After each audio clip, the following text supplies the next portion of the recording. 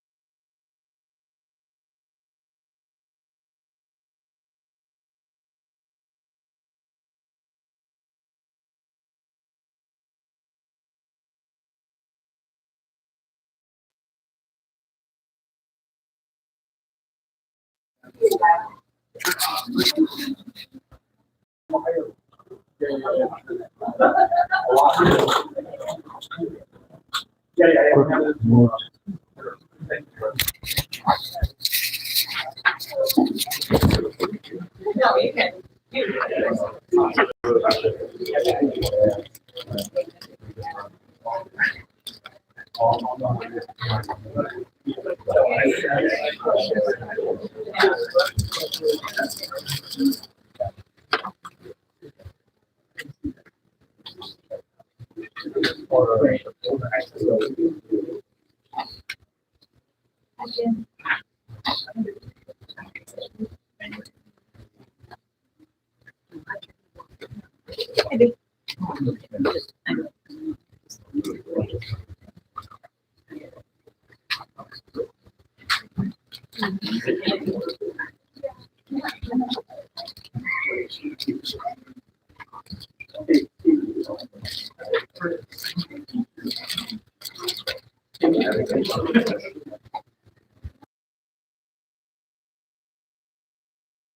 When we're done, I'm going to start the recording.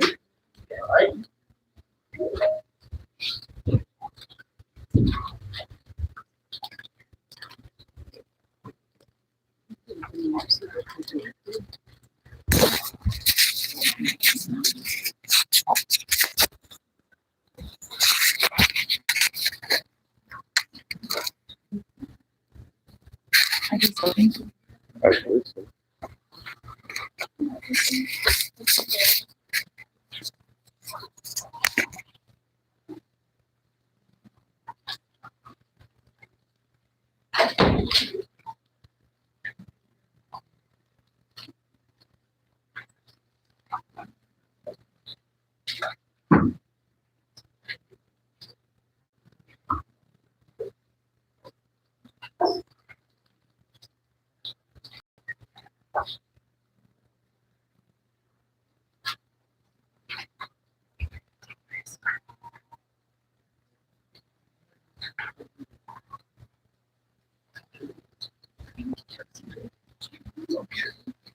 Thank you.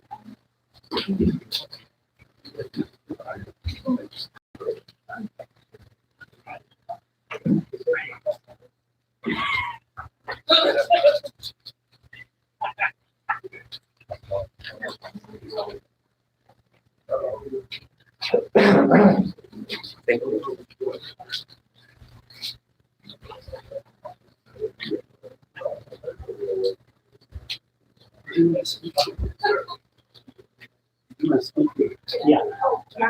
Oh.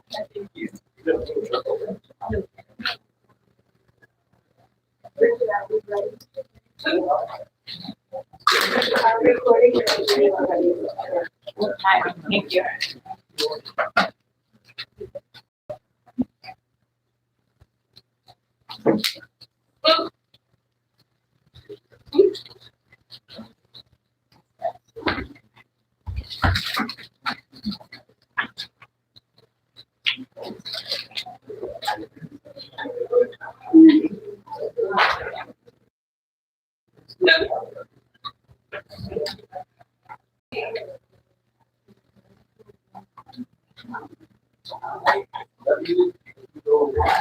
There is a.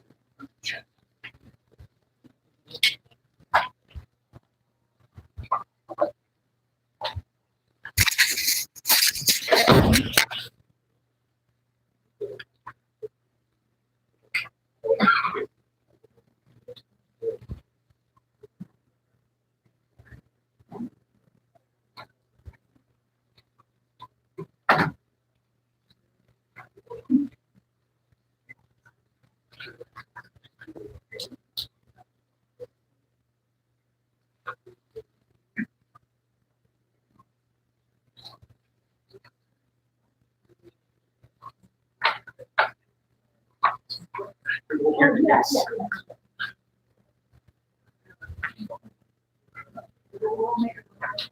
Does anybody, if anybody else has it filled out a slip or not?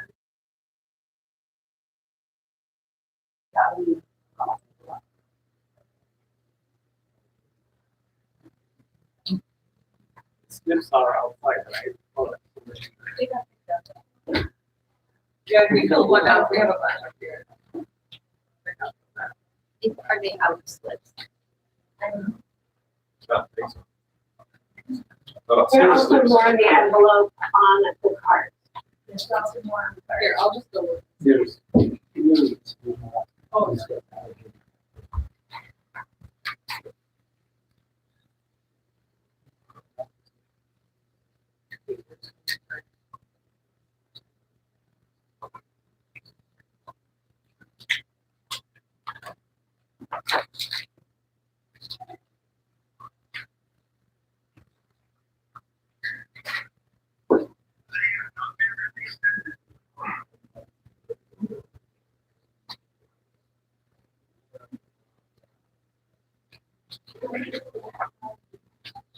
The reason we have a delay going on is that our executive director is looking into the possibility of there being an overflow room where people can stay and have access to the information through the screens.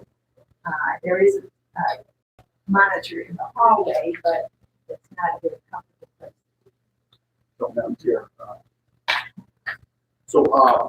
City Channel is in the process of opening up an overflow room in room 301A, which is down the hall. They're trying to get the screen set up, so that should just take a few minutes, and then we should be able to get going. There's an overflow. Yes, down the hall. There must be a lot of people upset about something.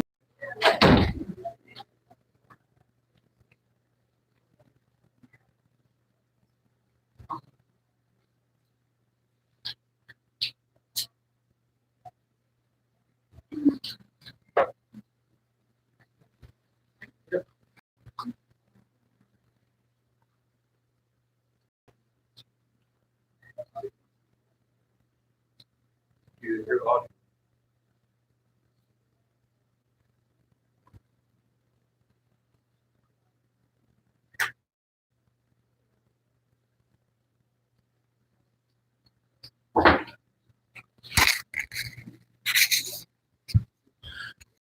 Do you hear audio?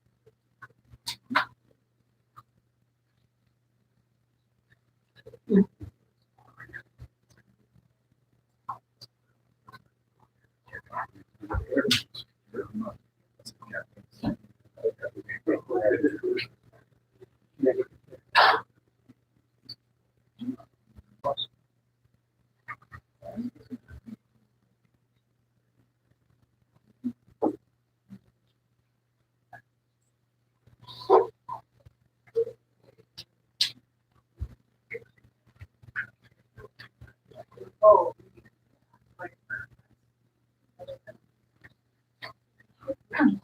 We're going to start whenever you're ready. Guys. Okay, then. Okay, so we have an opportunity for anyone to be part of this open meeting. Everyone. So I will call the meeting to order. This is the January 22, 2026 regular meeting of the Fire and Police Commission.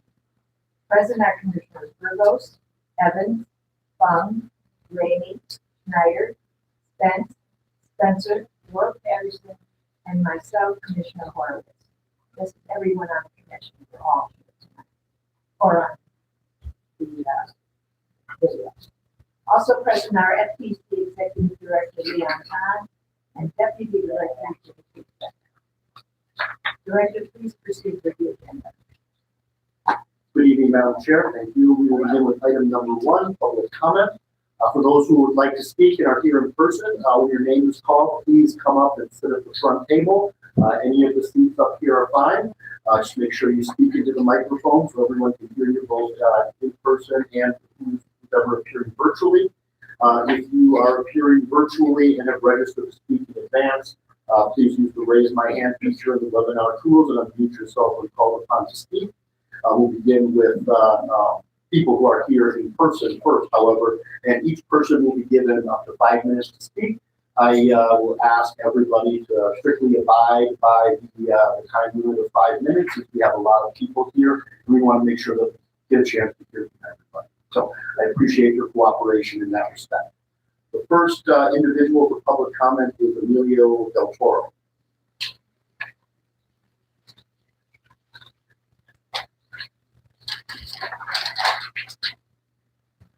Good evening. Good evening. My name is Emilio Del Toro, the Executive Director of Milwaukee Turners at Turner Hall. Thank you, members of the Fire and Police Commission. Thank you for your time and consideration on this cold night, as so many people are coming forward to speak on so many important issues this evening. I'm not here to address a single specific issue or SOP tonight, though. I'm here to point out the confidence crisis we are in regarding the Milwaukee Police Department. Trust in our police department is eroding at a time when the federal government is running amok and deploying poorly trained ICE troops in undisciplined and probably illegal ways in Chicago, Minnesota, Los Angeles, and soon Maine.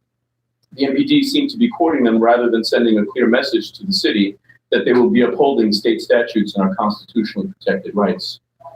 People are still upset over the MPD Union President Alexander Ayala publicly pleading for Trump to send in the National Guard to our city because he's not adequate at his job. Meanwhile, the police department is actively refusing the express written wishes of the elected common council and instead doubling down on their police desire to deploy facial recognition technology, flock cameras, and God knows what other types of invasive surveillance tech that ICE will access and take. They know ICE will take this. ICE is accessing it in every other city, regardless of the policies and wishes of those police departments. Of course, they will do that in Milwaukee too. We also just learned our chief has now gone to Israel to study anti-terrorism training with an army that is responsible for killing 73,000 Palestinians in the last 2 years, 80% of whom are civilians. What is he hoping to learn from an army that has an 80% civilian kill ratio? And how is he hoping to apply that to our civilian population? For the record, that's about 59,000 people, or greater than the entire population of a city like West Allis, Menominee Falls, or Wauwatosa. 2 nights ago, there was a huge turnout of students and community groups at the MPS school board meeting. They were advocating for greater restrictions and guidelines controlling how the 25 armed police officers in public schools should engage with students. Greater restrictions because of the negative effects police officers have on children in school settings. But finally, the public has been very clear on what they wanted from a pursuit policy. So what does MPD present us? Something entirely different. The problem here isn't the people. The problem is that our police department is running like an expanding for-profit business that isn't listening to its shareholders. We did a cost analysis of 16 cities whose populations were approximately the size of Milwaukee, half are larger and half are smaller. I compared the size of their city budgets to the size of their police budgets. I didn't take into account the additional federal and state dollars spent on policing that usually make up an additional 14% on top of the budget. However, I did include pension, debt, judgment claims, and some of the back pay from the recent pay increases. out of Milwaukee, Las Vegas, Baltimore, Raleigh, Kansas City, Detroit, Mesa, Atlanta, Sacramento, Fresno, Louisville, Portland, Boston, Memphis, Albuquerque, and Tucson. Only Memphis spent more of a percentage of their city's budget on police. Milwaukee is at 21% of our total budget. Las Vegas comes close, but that percentage funds the police, the sheriff's department, and their extensive airport security. That's wild. And even if you include the two overspending outlying cities, the average a city spends is only about 15% of total budget. We're not getting what we are paying for. The police seem to be doing what they want and not what the city needs or wants. MPD keeps purchasing new toys, new force multipliers, and new weapons. And this is in contrast to what residents and governance is asking for. They have a moral compass. They need to start using it and cease acting like an occupying force. They need to do better. Thank you. Thank you.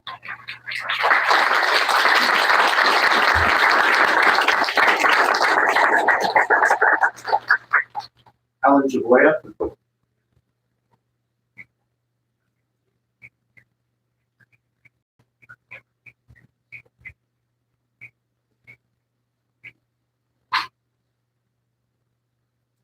Good evening. Good evening, Commissioners, and thank you for pronouncing my name right. Yes, good changes. Thank you for hosting tonight's meeting again, and welcoming people for public comment. Initially, my points were simply going to be about the police pursuit policy and the shifts being made.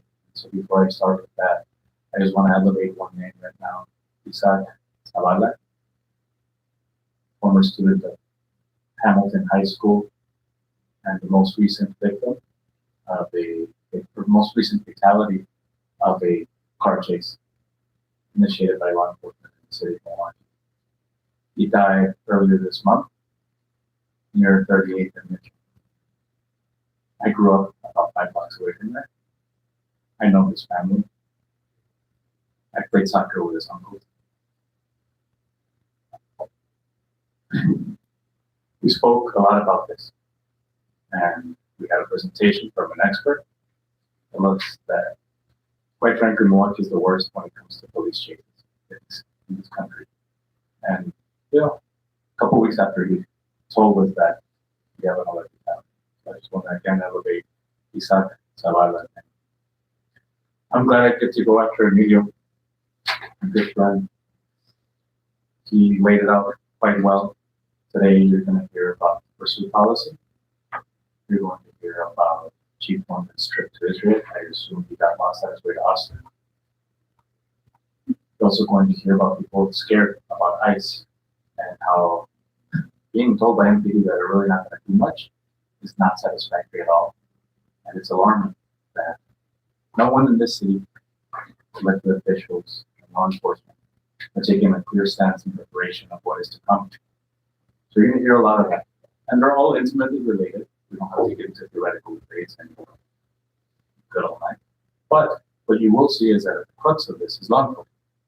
That's what connects these three different struggles: immigrant rights, the Palestinian liberation cause, and the repression that Black and brown people face in the city, because those are mainly the victims of these reckless car chases. What we're seeing is a police department that continues to operate out of control. It continues to operate in a manner that they determine, and that goes against the desires of the people who want. We want safety, robust public safety. And what MPD is doing is not that. What MPD is doing goes contrary to the safety. And so I'm even more alarmed now than I was before. And you've heard me speak countless times, knowing that Chief Norman went to this occupying place to occupy Palestine, to learn from them, the Zionists, about how anti-terrorism. Knowing very well that we, the people who try to hold law enforcement accountable, are often labeled terrorists. So what the heck is to come to us? So I'm alarmed for that. I'm alarmed that regardless of the public testimony, regardless of experts telling us that our police pursuit policies are terrible, they seem to not care and give us something that runs contrary to the suggestions. Suggestions that are very tame, might I add. So what is going on with this law enforcement? What is going on with this department? I understand, again, we've been over at both many times and how you all lost a lot of power. But this is an excellent forum to hear from the people directly. And I encourage you all, and I'm happy to hear that there's more initiatives being done to bridge that gap between you all and the coming council, since it seems like that's where some accountability now lies. So let's keep working together. You'll hear a lot from the public today. We need solutions, and it's good that MPD alone is not going to give us the solution that the people of Milwaukee need and deserve. So thank you.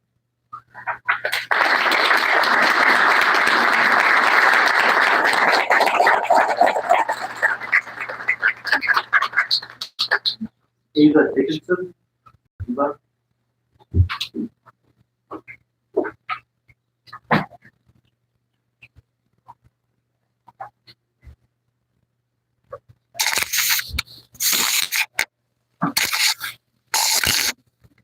Good evening.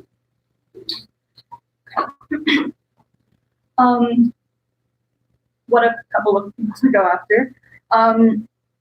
So I'm just speaking as a member of the community and a member of the Milwaukee community.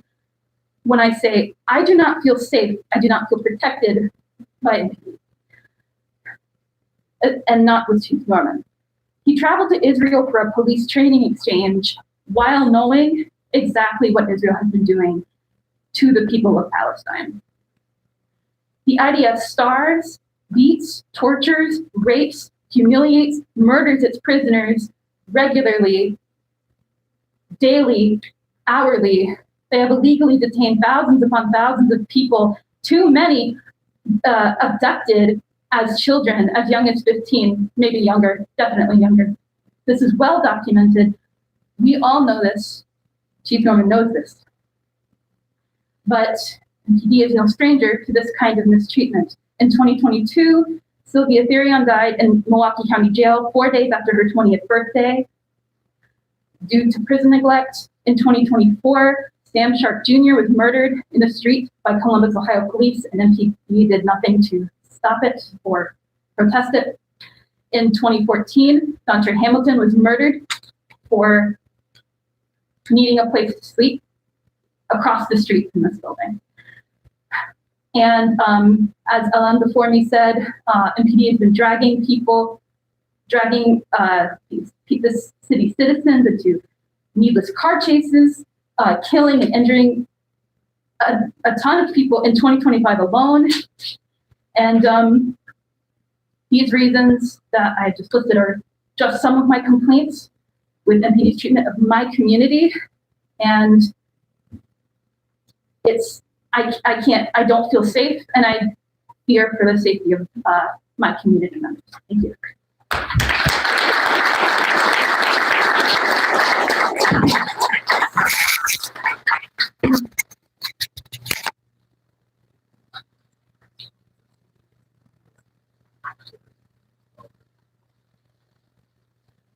Sheila Deacon.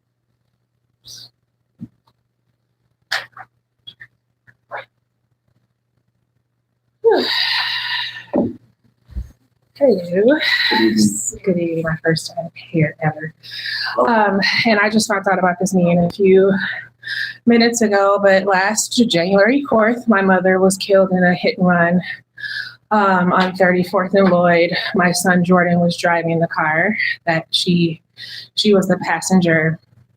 And he was being pursued by the police. When we spoke to the police, I remember them saying that we were just trying to catch up to him, which I was offended when I heard that, not fully understanding what was going on, but that's what was said. And so I'm shaking, I'm sorry, but it's been a really hard year. I've had a lot of trust issues with a lot of, especially people that are in leadership here in Milwaukee, because it seems like there's been no accountability for my mom's passing. I've never heard from my own alderman. I still have not heard from him, and it happened in his district. And so just very disappointed on the lack of leadership throughout this whole process, and just a presence and visibility with our families. The news has captured a lot of our story. We actually be on the news today again, but I had a hard time trying to figure out where to go next in terms of support for me and my family. And so I wasn't prepared. I didn't prepare anything, but moving forward, I really hope and I pray that, there's accountability from all sides, especially when it's dealing with something like this of this magnitude. She didn't have to die like that. She was only 70 years old. And my son could have lost his life as well. But lucky for him, he was able to walk out without a scratch. And so I just pray that, I don't follow the Fire and Police Commission often. I just had to look up today exactly what all you do. But it's something that I just hope that, there's that level of accountability so that families that have to deal with what we've dealt with can feel some type of peace and solace knowing that there's people working on our behalf. So that's all I wanted to say.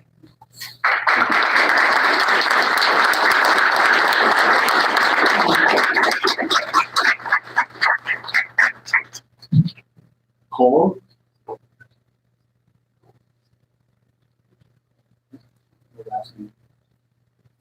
Good evening. Good evening. Thank you for your time and listening. I'm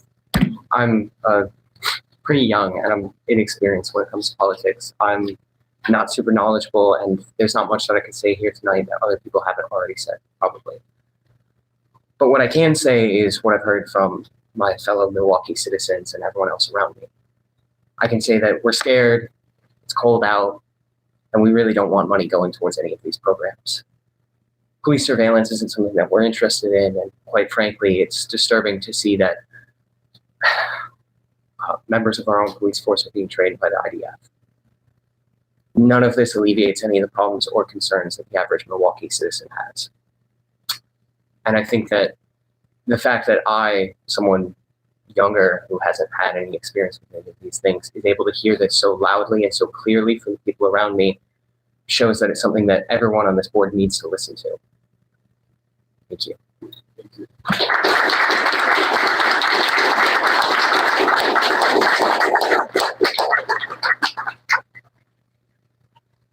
Jody DelFosse, or DelFosse.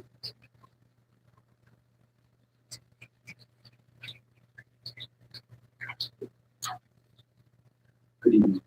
Good evening. Thank you for this opportunity.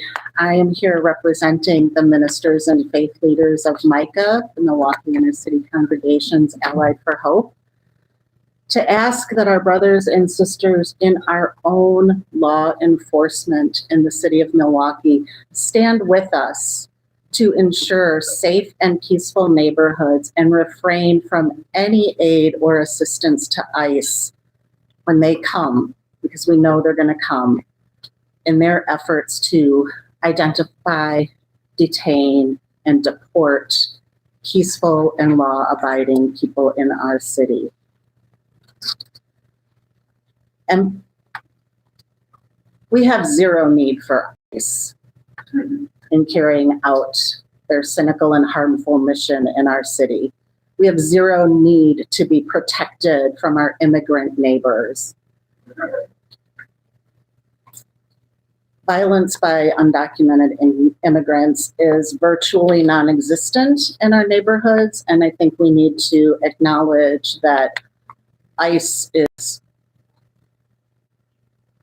almost beginning to wage a civil war in the places that it's going, simply on the basis of the color of people's skin.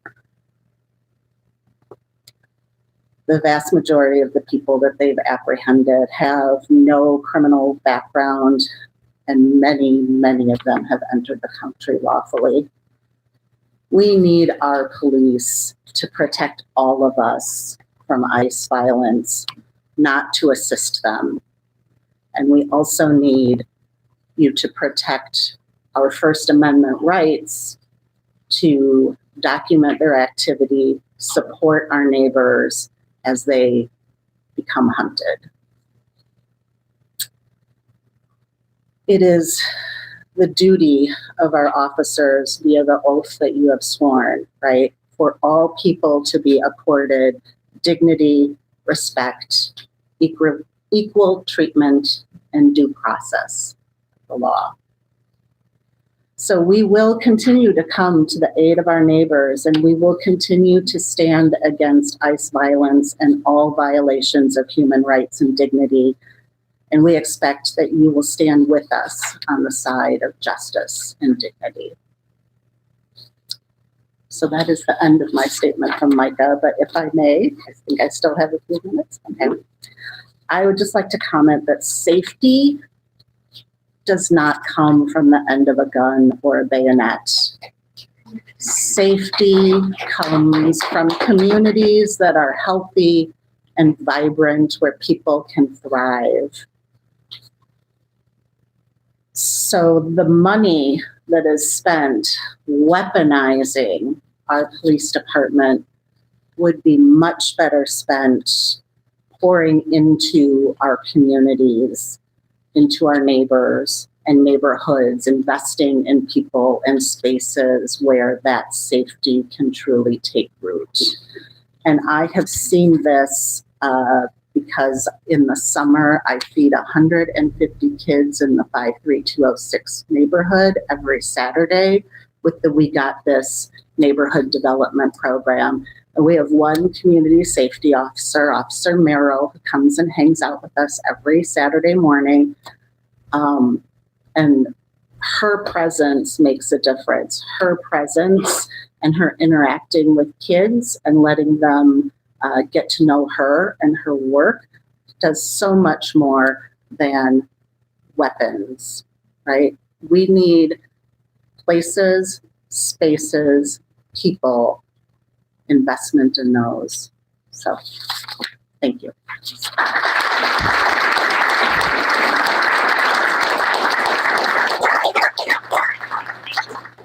Hassan Anna. I usually get picked last because people can't say my name. You did a great job. Good evening. Thank you for this hearing and allowing me to speak.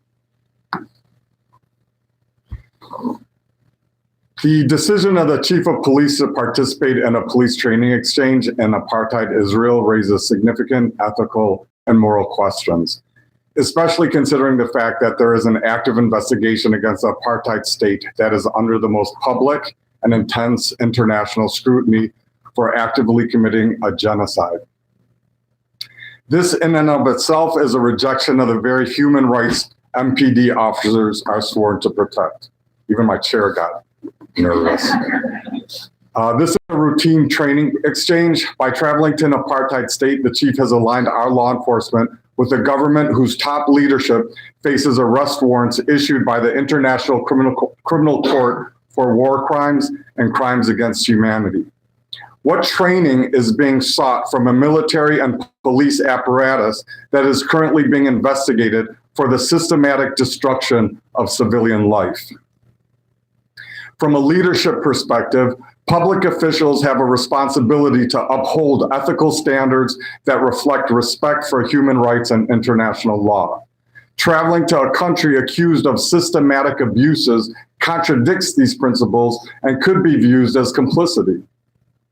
It also risks politicizing our police force, which should serve as a neutral and ethical department committed to justice and fairness for all people. His decision isn't just a policy error, it's a moral and legal failure that compromises the integrity of the entire department. This trip poses a direct threat to the safety of our own community. These exchanges typically involve the transfer of the worst practices, such as racial profiling, the militarization of police responses, and invasive surveillance techniques. We have seen the results of this militarized mindset on our own streets in the US with many other departments and currently with ICE, who also saw training with the apartheid regime. When our police department views the public through the lens of an apartheid regime trains, or how they train, it's going to be our Black, brown, and immigrant neighbors who will pay the price. By going on this trip, the chief is signaling that the methods of an illegal occupying force are appropriate for the neighborhoods of this city. This erodes the fragile bond of trust between the community and the police because it turns the idea of protect and serve into occupy and control.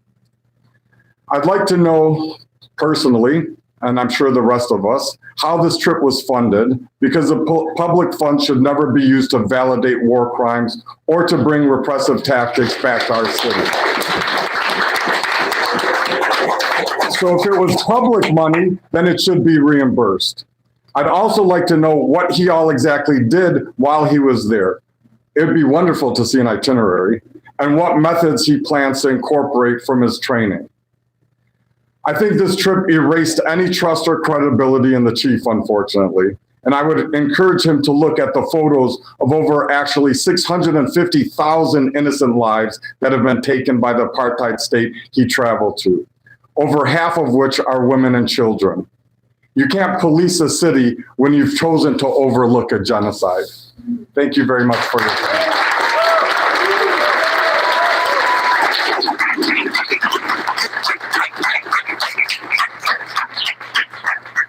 And just to respond very briefly to one point there, my understanding is the public funds were not used for that. Thank you. That's only 6 months. That's months. Christy Bryham?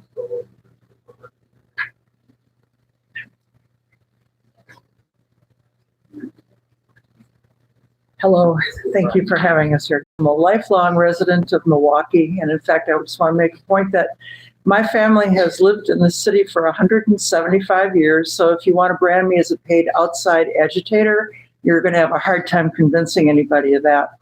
I'm here tonight because I'm horrified that at a time when the world is rising in horror to oppose the violent, inhumane treatment that Israel is inflicting on the people of Gaza and the West Bank, the city of Milwaukee has sent its police chief to Israel to learn policing strategies from the perpetrators of this violence.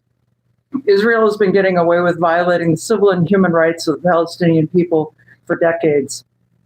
But the tide is turning. A long list of human rights organizations are calling out Israel for genocide. The UN, the International Association of Genocide Scholars, Genocide Watch, Human Rights Watch, Amnesty International, etc., many others. In what universe does it make sense to send our police to this pariah nation to learn tactics from perpetrators of such crimes against humanity? My answer is not in this one. The right thing to do, the moral thing to do, the thing that might help to improve police-community relations in Milwaukee is to sever our ties with Israel and go on record as demanding that the U.S. government do the same. We should send no money to Israel and have no complicity with genocide. I also want to briefly address ICE. I think that one of the worst things that could happen for police-community relations in Milwaukee would be for the police to be seen as collaborating with ICE.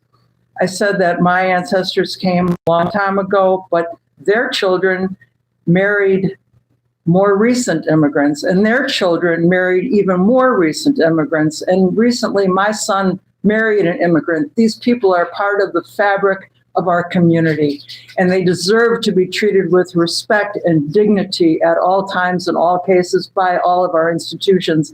They certainly are by the members of the community out here. I don't see why we would have to collaborate with an organization that we know is trying to deny those people those rights.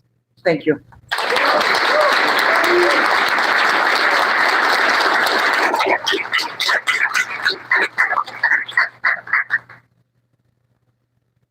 Khalid Abu Kamira?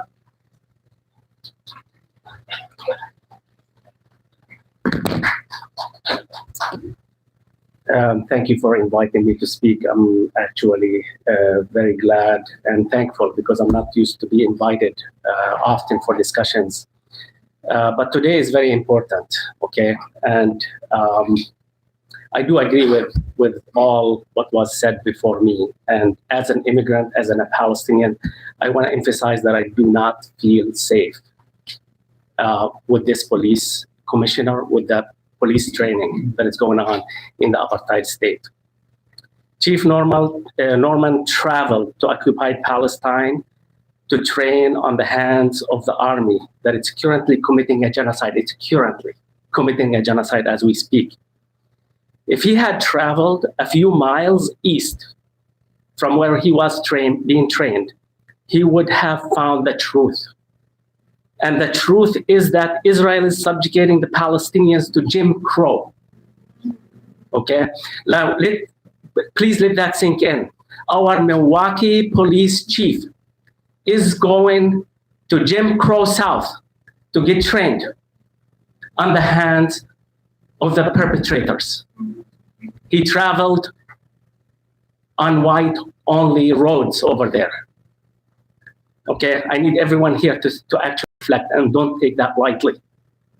Okay, the Palestinians are being forced to live in segregated concentration camps, getting lynched by the Israeli army on live television. These same tactics are used against our Black, brown, immigrant, and marginalized communities because of this collaboration with the apartheid state.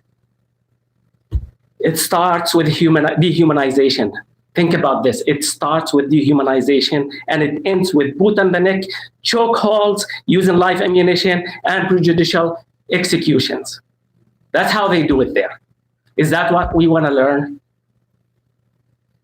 But obviously, this is not important for our police chief and our city leaders. So today, I want to focus on what Israel is doing to our American society and our children here in the state. And I ask you not to take this lightly. Epstein is an Israeli intelligence agent. And no, he did not kill himself. Okay? He's an Israeli agent who sex trafficked children, American children, and blackmailed American leaders. Milwaukee is one of the biggest sex trafficking hubs in the world. And our police should be trained. I'm sure all of you know this, right? Milwaukee is a big sex trafficking hub in the country and in the world. And our police chief should be learning how to combat sex traffickers and not get trained on the hands of sex traffickers who rape prisoners.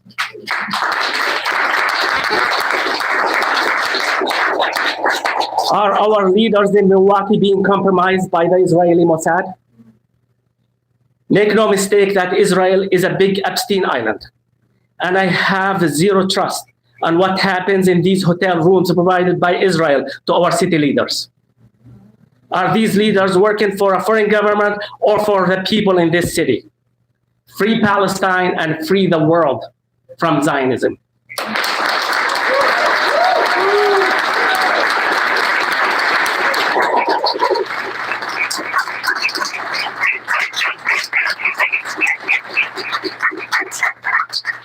Paul Fenton.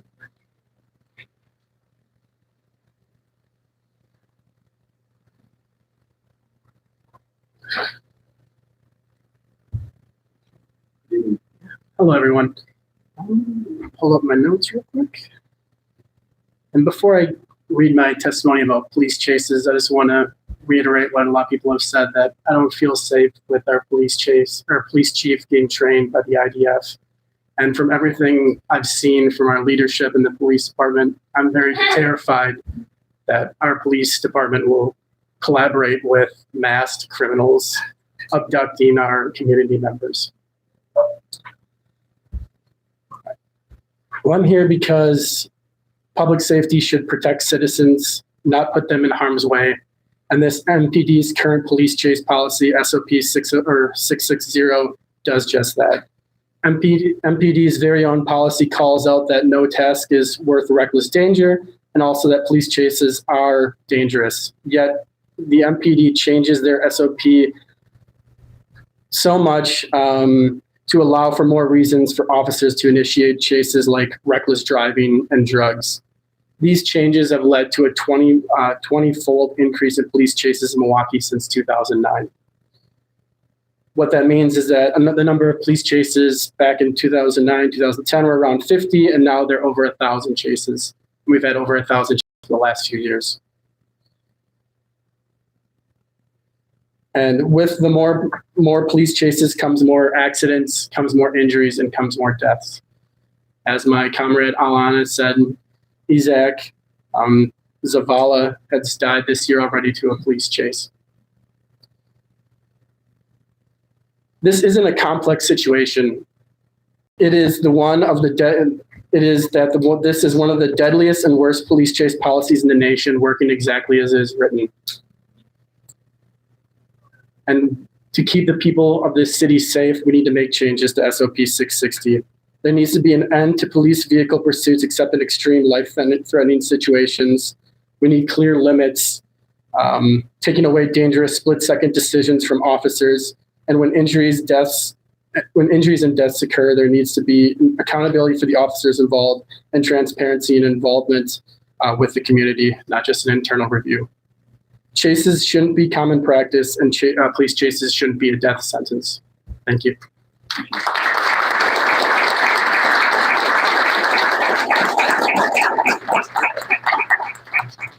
Karen Squire.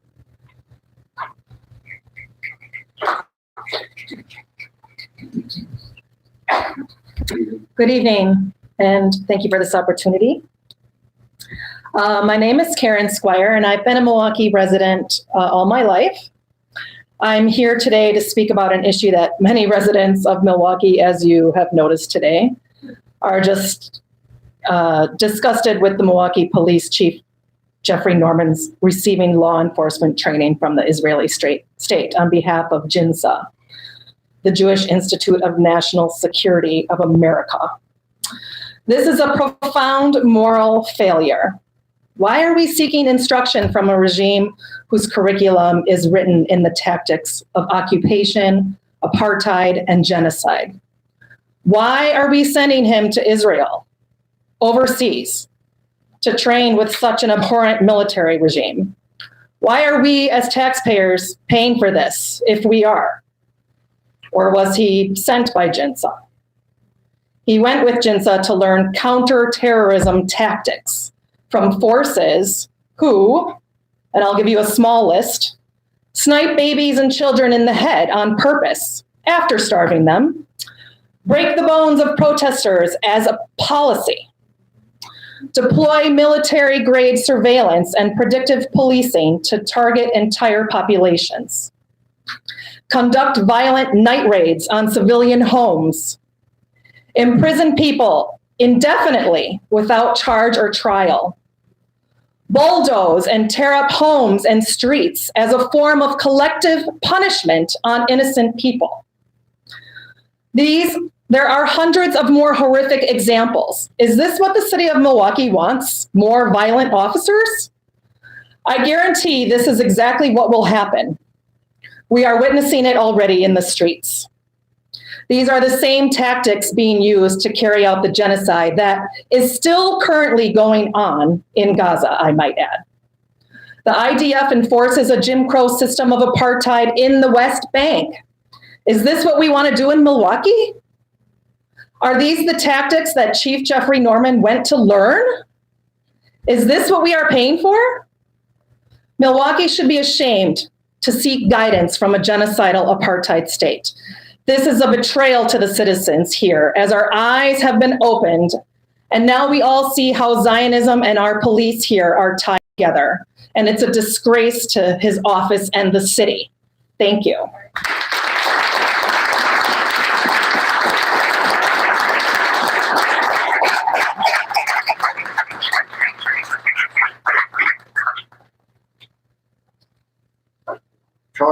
Charles Velez.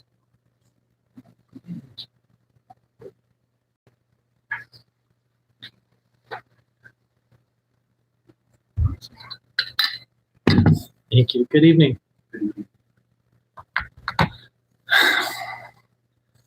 I want to draw attention to what appears to be a gap in the policy framework meant to ensure proper oversight of the Milwaukee Police Department. There is a clear example in our history in Milwaukee of how that oversight has worked and how it appears not to have been applied for this trip in 2025, possibly because our rules are not comprehensive enough. On December 13th, 2005, the Milwaukee Common Council voted unanimously to approve a resolution authorizing the police department to accept a $1,200 donation from Target Corporation for the Big Car program. Even for that relatively small, privately funded domestic donation, There was public notice, council review, and a recorded vote. By contrast, public record searches show no common council resolution, agenda item, or approval for Chief Norman's 2025 trip to Israel for quote unquote counterterrorism training, which I do not accept the term. Reporting indicates that was sponsored by an outside organization and may have involved several $1,000s in travel and expenses, estimated to be from $5,000 to $7,000. The trip appears to have occurred with little public visibility and no comparable approval or review process. The concern here is the trip itself, but also the inconsistency and oversight. If a $1,200 private donation required council authorization, but a substantially more expensive, potentially influence-bearing trip for a senior city official did not, then our, meaning your, oversight framework is uneven. There's a gap. I'm asking that the approval, disclosure, and oversight rules be reviewed. And if it is true that this gap does exist, if, for example, the chief of police used an ethics rule where another rule might have been appropriate, or there was simply not a rule to cover this situation, that a rule be put in place as it is your authority to do. Thank you.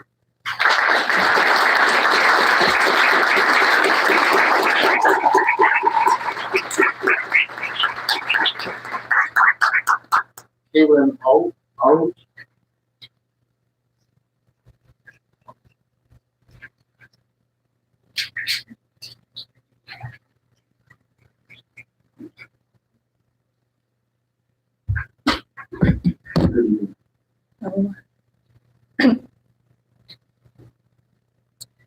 I am here to express my outrage over Police Chief Norman taking a trip to Israel to participate in the counterterrorism trainings.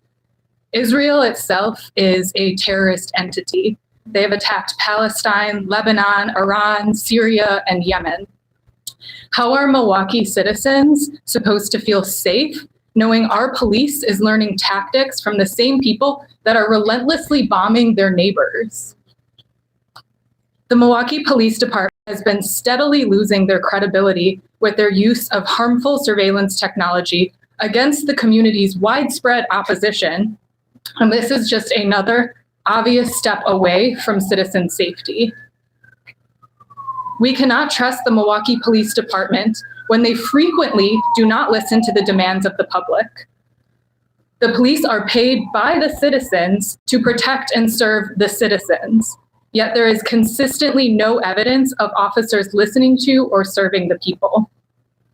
What the community needs is officers to have proper de-escalation trainings, but instead our police chief is taking secret trips to the highly escalatory terrorist entity of Israel to learn these counterterrorism techniques. Please, I beg that you listen to the community that has showed up today against this. You must put a ban on any future training exchanges in Israel.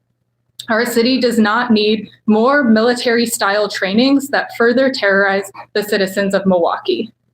This also means not collaborating with ICE, who have been spreading violence and fear across the nation. Remember that this is the community that you all vowed to protect and serve. Thank you for your time.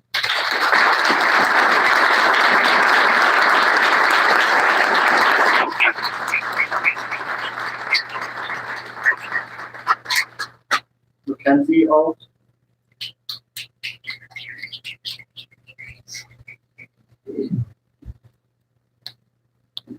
Good evening. I'm here as an incensed Milwaukee resident, outraged by Milwaukee Police Chief Norman's secretly taking a trip to Israel last year to participate in counterterrorism trainings. This information has further eroded the community's ongoing distrust in the Milwaukee Police Department. To have kept this information from the public shows that MPD and Chief Norman are fully aware of that deep distrust and are completely indifferent to it. Local police should be learning de-escalation techniques rather than escalatory tactics from a genocidal terrorist entity.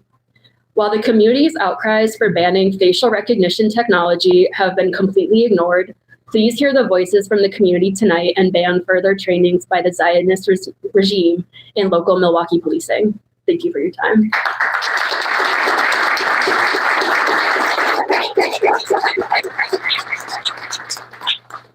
Michelle Boulot.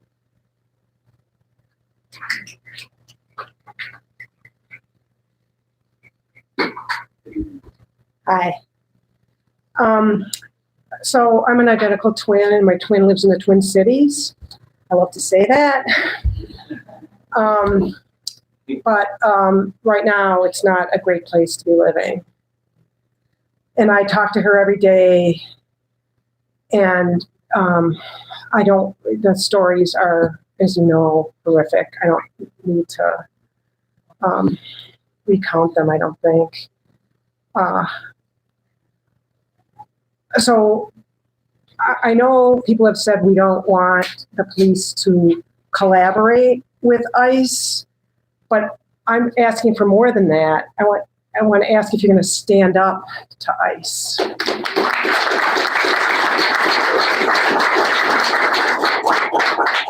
Yesterday, I was listening to a Milwaukee police sergeant saying that if there's an issue with ICE, we should bring it up with ICE. And you know what? That's like telling people if they had issues with the Ku Klux Klan to bring it up with the Ku Klux Klan. Right? That's totally ridiculous. So if thugs from outside our community come and break laws and terrorize residents, isn't it the responsibility of the police to protect us, no matter who the thugs are?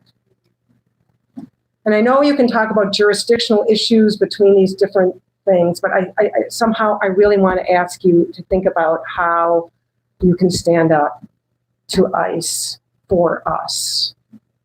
Because we are all doing what we can. I mean, in Minneapolis, my sister talks about coming upon a abduction in process, and the community members are coming to support them, the people. So we need the police to stand up to them too.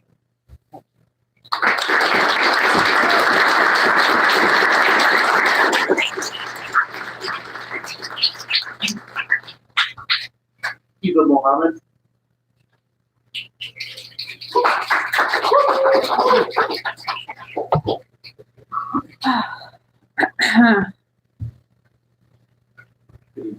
Hello. My name is Hiba. I'm an organizer with Milwaukee for Palestine, and I'm here to demand the FPC recommend to the City Council a total ban on any exchanges of training, tech, and software between MPD and Israeli military and law enforcement agencies. As you've heard, last year, Milwaukee Police Chief Norman traveled to Israel to participate in counterterrorism training with Israeli law enforcement agencies. Agencies regularly violating international law. A counterterrorism training led by an entity committing genocide right now, no less. As a Palestinian and a Muslim, I understand the notion of counterterrorism is arbitrarily deployed to justify horrific state-sponsored violence against our communities. And America's counterterrorism program is being focused inward now, as reported in an article published yesterday. The article exposes a leaked document from the Department of Homeland Security that specifically, quote, identifies violent extremism on the part of American citizens as the priority and the greatest threat to national security. Shame, that's right. In this context, it's clear that Chief Norman's training has further opened a dangerous door in Milwaukee, one that celebrates militarized fascist policing.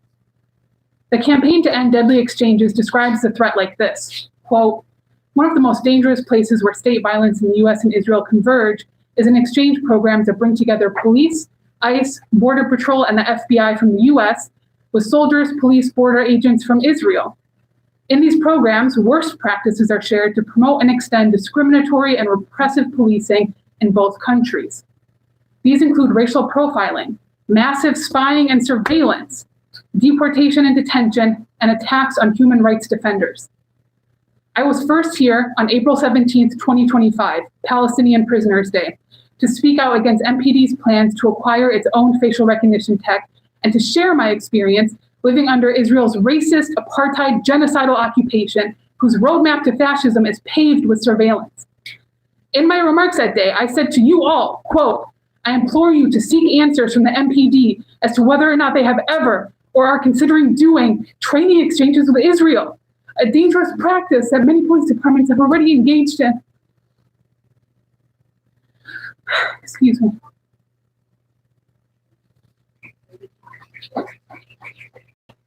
And I wasn't taken seriously that day by any one of you. But today I'm here because I need you to take me seriously now. And I need you to ask these questions and to demand answers from Chief Norman. First, who recruited him to attend this training? Second, who paid for it and how? When did he go and who knew about this trip before he went? Specifically, did Mayor Johnson know? What was the training curriculum like? What was it like? And how does the chief plan to disseminate what he learned to his police officers? What was the chief's motivation to participate in this training? And was it done, at least in part, to boost his resume because he's still trying to leave Milwaukee for a different job? You say this trip was not funded by taxes. Yet our taxes were involved either way because we paid the chief's salary and he participated in his capacity as police chief, as noted on the Jinto website. And a question for you all. How is oversight of such travel and training supposed to work, and did the chief follow protocol? If there are loopholes that can be exploited so the chief got to go on this training without reporting it, and that somehow does not violate policy, then something must change about the policy. And I will say it is not good enough for you to respond that Act 12 ties your hands or that of the Common Council. Will this excuse be enough to help you sleep at night when your neighbors are literally having their hands tied for exercising free speech, decrying immoral laws, and protecting their neighbors from next-level racist violence of ICE? And speaking of ICE, they train with Israel, as you've heard, and you can see that through the violence and also through the use of militarized checkpoints, constant surveillance, and arbitrary detentions and arrests. Our community fears an ICE invasion, and the primary demand of the MPD, from the community rather, has been a commitment to non-collaboration. And yet the MPD has said they don't have a plan. In a system of ranks and hierarchy, no plan defaults to falling in line with what your superiors demand. And when the community resists ICE actions, we'll be labeled as domestic terrorists, and counterterrorism tactics and laws can be applied to us. I'm almost done. Every Palestinian in Milwaukee will agree with me when I say, we don't want the same tactics and technologies that Israel uses to torture and kill our loved ones abroad to be used by the police on our loved ones here in Milwaukee. And it should not be happening in either place. You are out of time.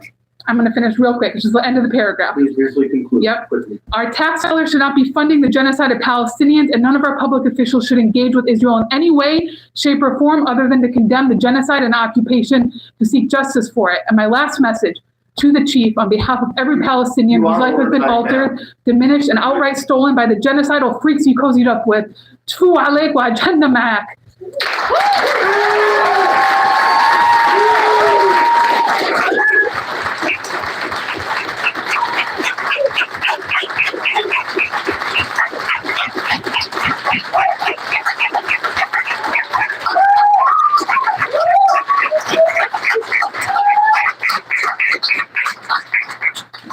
I do appreciate that people have strong feelings and everyone wants to speak, but I do ask that people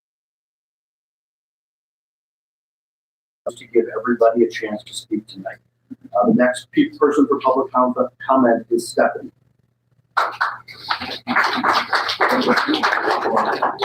Oh, yeah.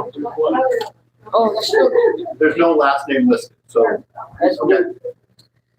Hello to everyone present to participate in this democratic process and willing to speak the truth. Thank you, Heba.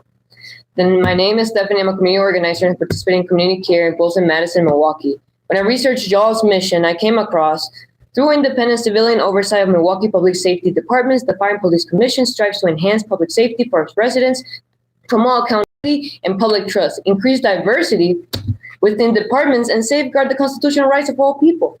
As a former member of the Medicine Police Civilian Oversight Committee, I don't take lightly words of public safety, accountability, and public trust as a slogan to put behind your Facebook post and start being an independent thinker. I'm here to tell you why I do not feel safe being in a room full of cops. Some may say I just met the bad apples in the departments, others label me as a cop hater. In reality, I'm here to show how MPD Chief Norman Police training in occupied Palestine and Israel last year, knowing what they have done to the Palestinians in their homeland, makes me and everyone in this room be unsafe. I'm an immigrant from Honduras, and I was displaced by the U.S. government, intervening with militia forces during a coup against Mel Zelaya in 2009. I was 8 years old and had no idea why my family referred to the cops, military, the politicians, all corrupt. Now I understand why. Let me give you a history lesson. In 1946, the U.S. Army founded the Latin American Training Center Ground Division in Fort Amador in Panama Canal Zone to centralize the administrative tasks involving training an increasing number of Latin Americans attending U.S. service schools in Canal Zone. The school trained Latin American military personnel to use artillery and advanced weapons purchased from the United States and provided instruction in nation building.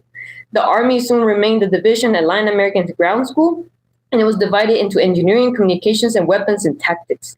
Scholar Leslie Gill has argued that the ground school not only trained students, but incorporated them into the ideology, the American way of life, by steeping into them the vision of an empire that identified the aspirations for those in the United States. In a similar timeline, Israel began violently establishing their statehood in 1948 with the financial help of the United States, $130 billion in addressing security threats, security assistance, and helping Israel maintain its qualitative military edge. This assistance has positioned the IDF into the world's most capable, effective militaries, and thus a primary technology industry exporter of military weaponry. We benefit from that. The police benefit from that. Sounds about the right tactic to get trained and equipped by one another if you want the same goal, right? After the 1959 revolution in Cuba, the U.S. military adopted a national security doctrine under the perceived threat of international communism. In 1961, President John F. Kennedy ordered the school to focus on anti-communism and anti-insurgency. Military personnel from Latin America, broadly the United States, offered training in Latin Americans in riot and mob control. Sounds familiar? Special warfare, jungle warfare, intelligence, counterintelligence, civil affairs, public information. According to the Department of Defense, the school provided intelligence and counterintelligence training to foreign military personnel under the Mutual Assistance Program. It also trained military police and maintained a close relationship with the Inter-American Police Academy. In 1963, officials renamed this facility as the U.S. Army of Schools of America to better reflect where they at. During the 1970s, the quantity of training sent by Latin American dictatorships were backed increasingly greatly. During the 1970s, 79, cadets from Chile, Colombia, Bolivia, Panama, Peru, and Honduras made up 63% of the school's students. In the late 1970s, civil wars and communist revolutions intensified Central America. And in the 1980s, U.S. increased economic aid to Honduras, which remained relatively stable compared to other Central American countries because, as you can imagine, journalist Ray Boner reported that much of this aid would go towards training military officers at the School of Americas in Honduras. Hundreds of Hondurans were trained at the school during the 1980s when the country became increasingly critical of Ronald Reagan's efforts to overthrow the defeat of Nicaragua's Sandinistas and other revolutionary guerrilla movements in the region. As the Cold War drew to a close around 1991, the foreign policy of the U.S. shifted focus from anti-communism to war on drugs on Black people, narco-guerrillas replacing communists, and later now terrorism. Doesn't that sound familiar again? In 1993, released a list of 600,000 graduates confirmed that the dictators and death squads operated and assassins have been educated at the School of Americas provided by Israel. So my message to you all is getting these trainings from Israel. If they did it to them, they'll do it to you. If those who don't know the history are doomed to repeat it. And if you don't see the struggle there, you will be fighting with the enemy here.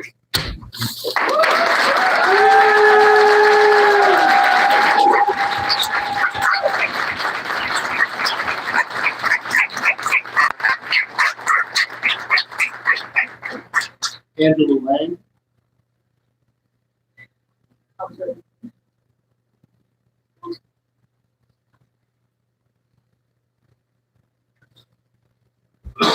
Good evening.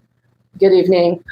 First of all, my name is Angela Lang, and I'm the co-executive director of Black Leaders Organizing for Communities, and I appreciate to be able to sit here and testify before you tonight. Y'all are probably going to be in for a long night, but this is the price of democracy, right? First, I want to start off by saying I, like many others, do not feel safe with the current Milwaukee Police Department. Never have, never will, and I'm a lifelong Milwaukeean. I've been racially profiled, I've been harassed.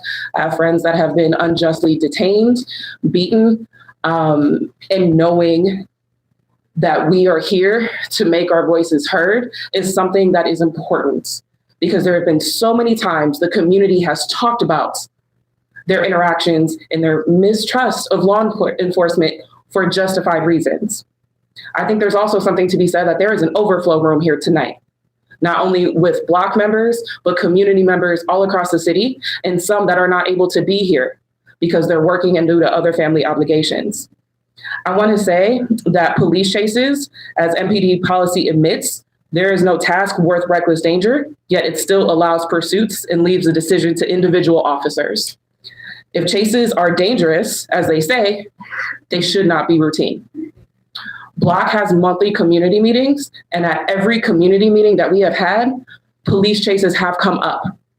They say that they are dangerous, they are reckless, but yet we are the ones, as Black and brown people, labeled as the reckless and dangerous ones, when it is the police department that is. I also want to talk about Chief Norman being in Israel. I say this to say that the first time I understood the intersection between the Palestinian struggle and the Black struggle was in 2014 when Mike Brown was murdered in Ferguson. And folks would go on Twitter and people would say, specifically Palestinians would say, this is how you deal with tear gas. This is how you deal with police tactics. How did they know? Because they experienced it in Palestine. And so for this police chief in this political climate, when there's a genocide happening right now, to go learn tactics to further oppress our communities is shameful. While I'm here, let's also talk about facial recognition technology, because I know that's on the docket in the future as well. That is not something that this community wants or deserves. It is irresponsible, it is harmful, it is shameful, and it is dangerous. It is naive to act like we don't understand the current political climate that we are living in, where people are being snatched up off the streets, shot in the face. But let me be clear, what we've seen in Minnesota, what we've seen in Chicago, and all across this country, Black folks have been experiencing for generations upon generations. And it is only now that people want to start having these conversations. Better late than never, I guess. I want to end by saying I'm wearing a shirt in honor of MLK Day. There's a lot of folks that love to celebrate and honor MLK. But I want to remind people of a quote that people often forget. Quote, first, I must confess that over the last few years, I've been gravely disappointed with the white moderate. I've almost reached a regrettable conclusion that the Negro's great stumbling block in this stride towards freedom is not the white citizen counselor or the Ku Klux Klanner, but the white moderates who are more devoted to order than to justice, who prefer a negative peace, which is the absence of tension, to a positive peace, which is the presence of justice, who constantly says, I agree with you and your goals you seek, but I can't agree with your method of direct action, who paternalistically feels he can set the timetable for another man's freedom, who lives by the myth of time, and who constantly advises the Negro to wait for a more convenient season. There is no convenient season for Black and brown people, especially under the Trump administration. It is naive and dangerous to take lukewarm positions on actions that intentionally harm and murder Black and brown folks in Milwaukee. Thank you.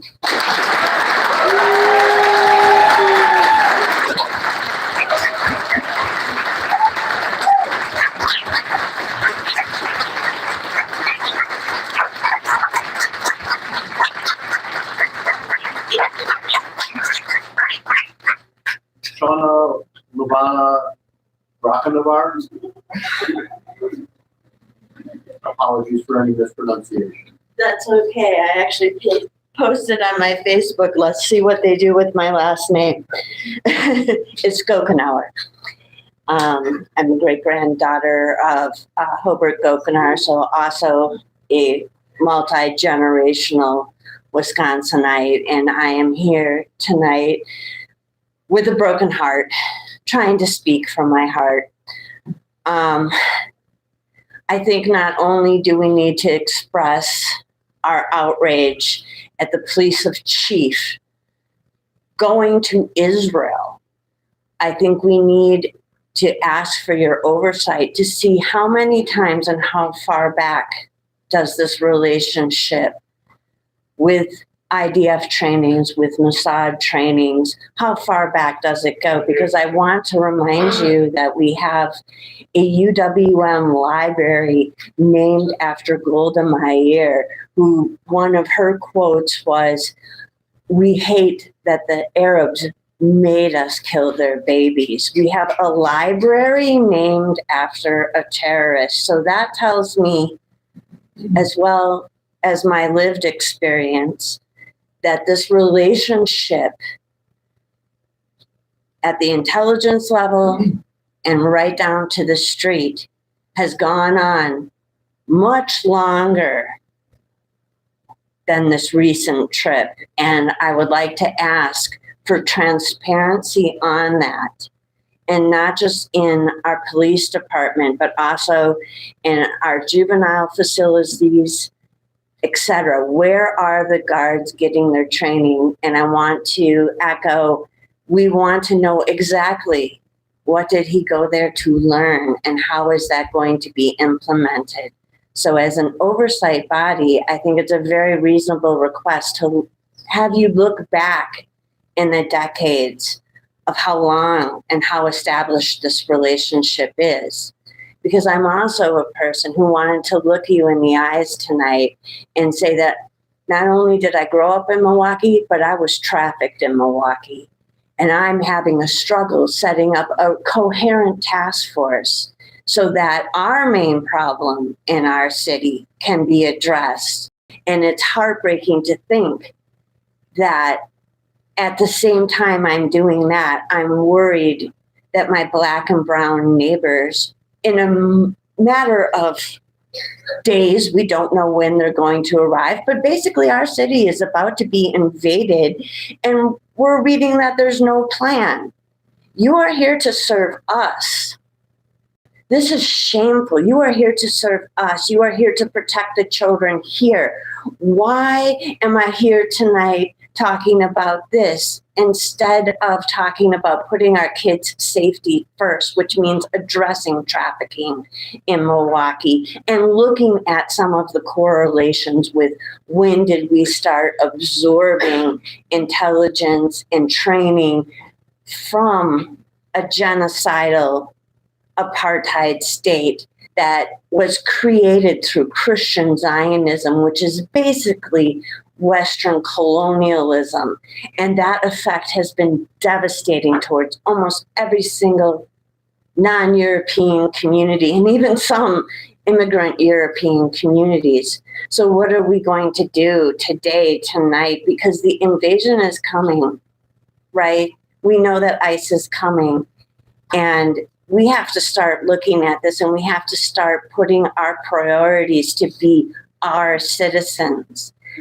And I don't want to take up much more time because there are so many people here putting their hearts out to you. Please listen, if you are the oversight body, you need to oversee and push some progress forward and protect everyone in Milwaukee. Thank you.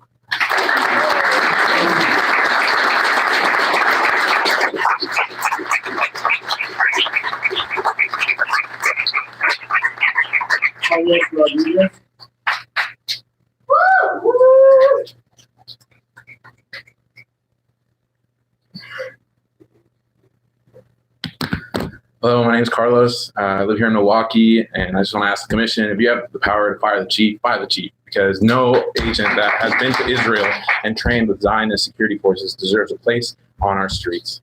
So if you have the power to do that, or at least launch your investigation, there's Leahy vetting laws that prohibit U.S. funds from being used to provide training to security forces engaged in human rights violations. There's a law passed by Senator Patrick Leahy and requires vetting ahead of trips that require that involve training or assistance. So those 2 points for the commission. And then Chief Norman, since you're in the room, I wanted to let you if you stay on this job, we have to live with the reality that you trained with Zionist forces and that you carry that with you in your job. So under that reality, I want you to take peace training from members of your community here in Milwaukee to combat the Zionist narratives that were fed to you anywhere. And this is coming from people in this this will be coming from people in your community that have direct experience dealing with Zionist security forces, or just people that are aware and knowledgeable of Israel's violent history. And I'm sure the commissioners on this board would be able to pull those community organizers together for you to get that training. And it should last the same amount of days as the training that you took in Israel, because we don't need more bias in our policing. And then lastly, if you are going to use your counterterrorism training that you learned in Israel, I want you to use it on the real terrorists, and those are ICE agents who are coming into our communities and so I want you to arrest some ICE officers when they get here and start brutalizing our communities. In the next 30 days, I want you to develop a plan for when ICE comes to town, because they are going to at some point, and when they come, they are going to be violent. That's just the reality that we see over and over. So in the next 30 days, I want you to have a plan ready for how the police is going to react to that violence that ICE is going to bring to town, and I want you to present it to us in a public forum so that we're aware of what the police is going to do to us in those cases.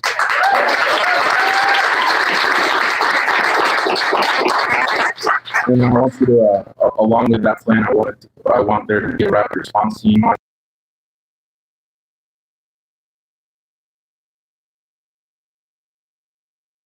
respond to be there and apprehend the perpetrator. What we saw in Minneapolis with the ICE agent, he was a highly trained ICE agent that had been on the force for over a decade. And when he carried out that murder, he walked away scot-free without any sort of oversight. We know the federal government is not going to do anything. And when laws are broken, it's up to you and it's up to our police force to apprehend those violent monsters. So again, that's the three things for the police commission. Fire the chief if he stays. Go peace training with our community organizers, and then again, use your counterterrorism on the real terrorists, the ICE agents, because terrorism is the use of violence to carry out political goals, and that's exactly what ICE is doing. They have a political goal, which is to get rid of migrants in our communities, and they're using violence on regular citizens that are not breaking the law, that are just within their rights, observing them, taking videos, recording them, and they're using violence to intimidate and coerce. So I want those three things to be your takeaway from tonight. Thank you.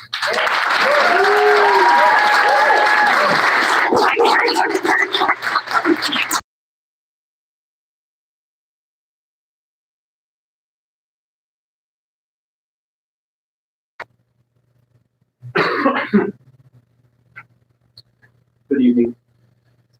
Good evening, everybody. My name is Alex Underwood. I'm a member of Milwaukee for Palestine, as well as the Milwaukee chapter of the Party for Socialism and Liberation.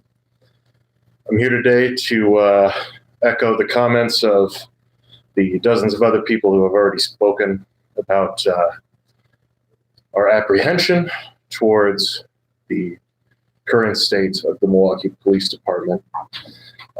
As many have already noted, our police commissioner traveled to Israel to train with a defense force that is in the process of committing the most brazen acts of genocide of this century. I feel at this point that with everything that has already been said, I should not have to belabor why that is concerning to the people of this city. Moreover, I ask you to consider, why specifically was our police chief there on, quote, counterterrorism training? Is our city overrun with terrorists? Does Milwaukee have a terrorism problem that somehow I have been unaware of? No, of course not. That's ridiculous. Because when our police forces, especially at the behest of a force like the IDF, is training in counterterrorism, they are training in tyranny.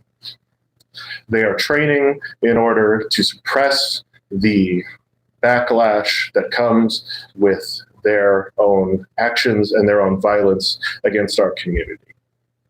when we have so many people in this room who are concerned about the use of facial recognition technology, about the lack of standards for police pursuits, about the use of potential AI-powered camera devices in order to track individuals and use so-called behavior-based estimations of crime.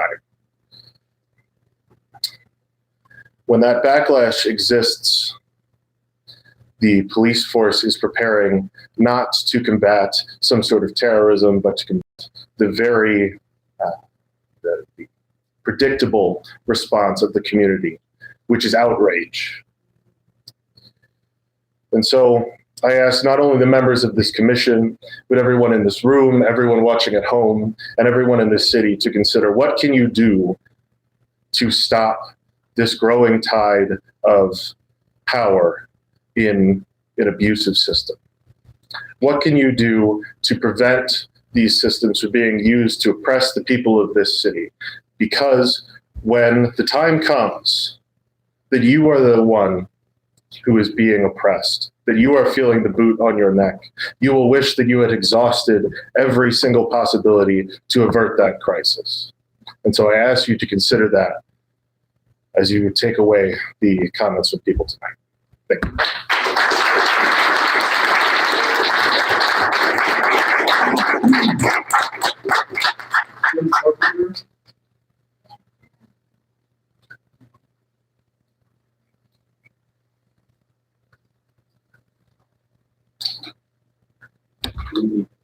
Good evening. My name is Jim Carpenter. I'm co-chair of Peace Action of Wisconsin and a proud Milwaukee resident. However, I am not proud of our government's relations with Israel. Israel is a criminal nation. Its Prime Minister Netanyahu is a war criminal according to the International Criminal Court. A UN commission has charged Israel with genocide. Even Israeli human rights organization charged Israel with genocide. As signers of the Genocide Convention, our government has the moral and legal obligation to do what it can to stop the genocide and hold the perpetrators accountable. By doing business with Israel, we are not only do not stop genocide, we are complicit in genocide. This is a crime. I plead with you to find your moral compass. Stop doing business with Israel. I repeat, stop doing business with Israel. I assume you would never do business with the Third Reich, who committed the horrific evil of the Holocaust. Why would you consider doing business with a nation committing genocide? My plea is not anti-Semitic. It is anti-genocide. It is anti the mass murder and maiming of thousands of children. It is anti-stealing Palestinian lands. Thank you.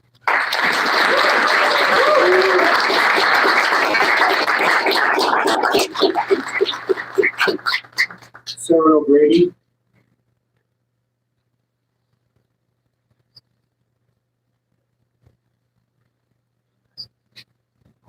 Good evening. Hi. Hello. My name is Sarah O'Grady. I was born and raised in the city of Milwaukee, and I remain ashamed of and outraged at the city for its continued complicity in the genocide of the Palestinian people. We all know the apartheid state has been committing genocide against Palestinians for several years now, continues to do so. Some are still too cowardly to admit it, but we all know it's true. And we know the leadership of this city, of Milwaukee, has refused to condemn it, has cozied up with the perpetrators, no less. And to add insult to injury, we now know the police chief and MPD as a whole have been actively colluding with Israel to bring their terrorism, their sadism, right back here to use against its own people. Worst of all are the implications. Recently, Mr. Ben-Gvir, the head of Israel's Ministry of National Security, which operates with the Homeland Security program that the police chief participated in, wore a noose pin on his lapel, symbolizing his support of the death penalty for Palestinian prisoners. A noose. We all know the violence and the very real threat that is implied by that symbol in this country. That is a symbol of hate and of terror. And by collaborating with the people who proudly sport that symbol, MPD in the city of Milwaukee is choosing to embrace the white supremacy and anti-Blackness that are the real heart of this. We will not stand for it. We demand that MPD fully divest from the racist state of Israel and their fascist tools of surveillance and control. And just personally, I live in Milwaukee. I am a white woman who grew up in Milwaukee. I don't face the terror of police in this city. Never have. You know, and white people, we are told every day that this city is for us.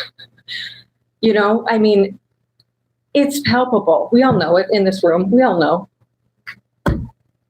And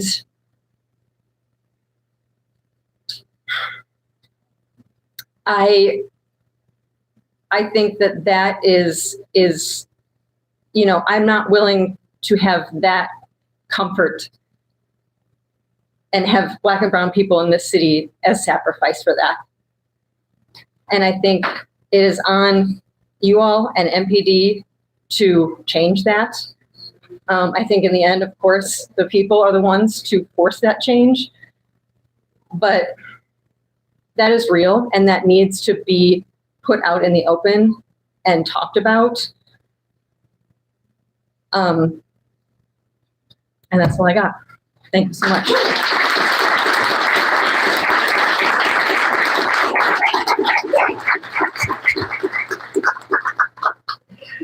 Jochen Hoffman.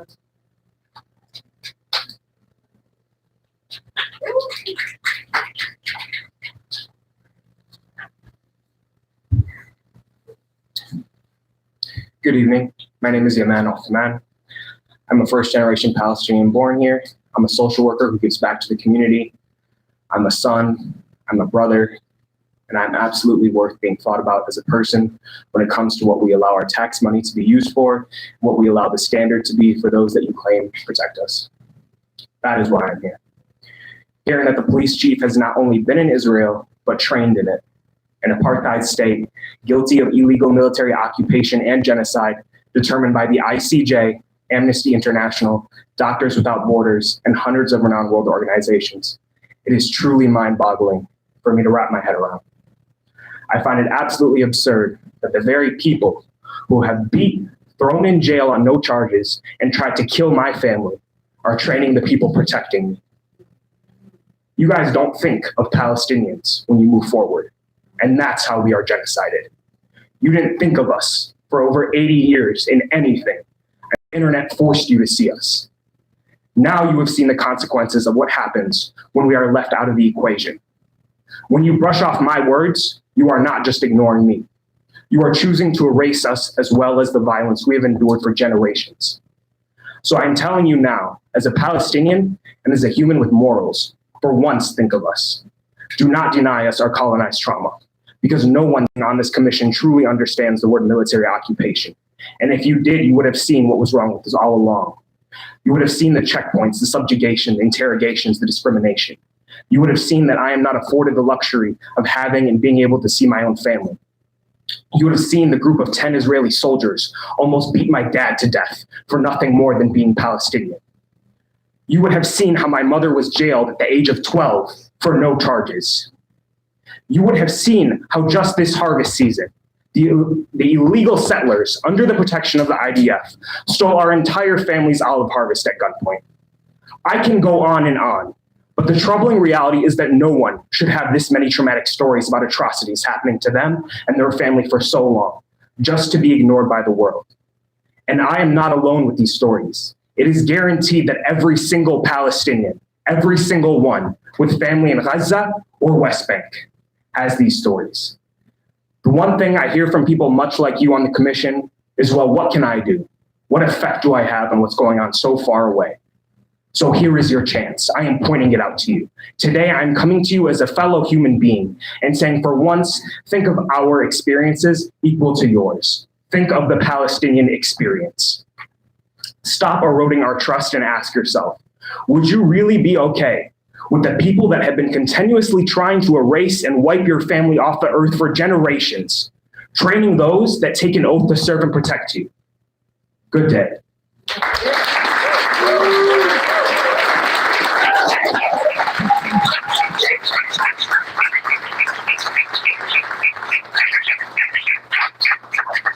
Goodrich?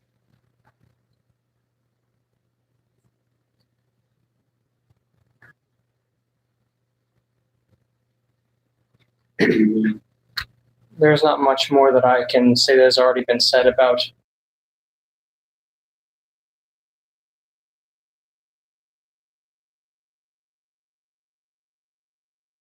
roughly 2.5 years. Prior to that, I grew up in Chicago, in the Chicagoland region.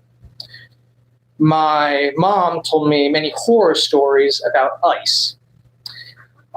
One of them included my godmother's niece and nephews, youngest of which was 3 years old, being tear gassed.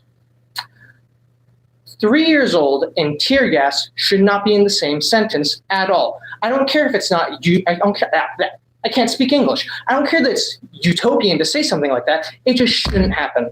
And the fact that Milwaukee's considering ICE coming in, I think that that's a bit wrong. That's all I want to say.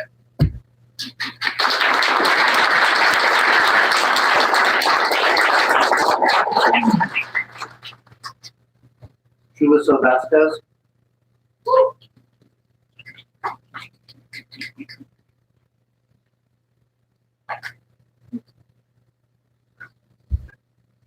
Apologies for last one. Thank you.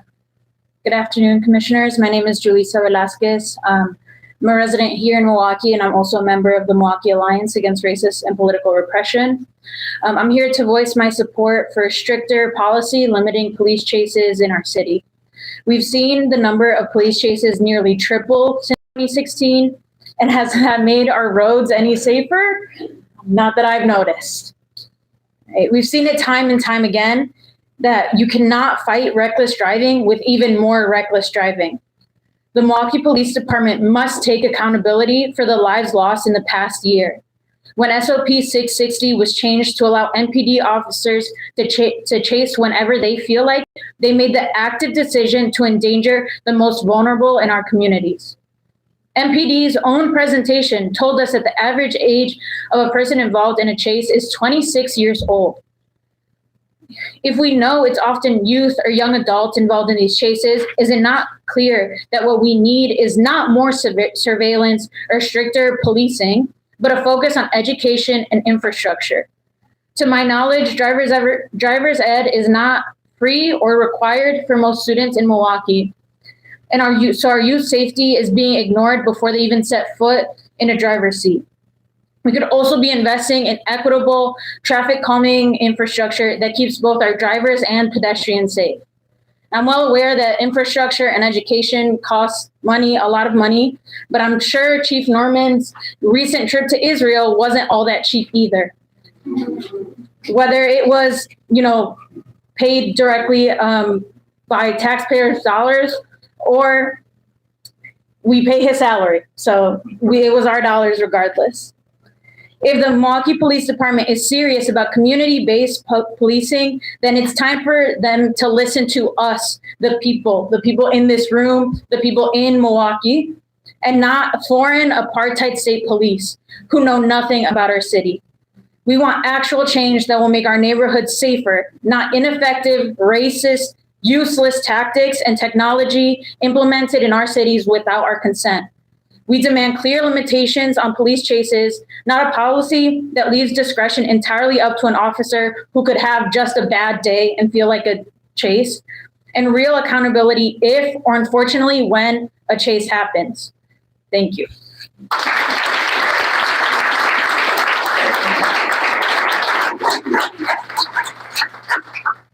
Dr. Ned Littlefield?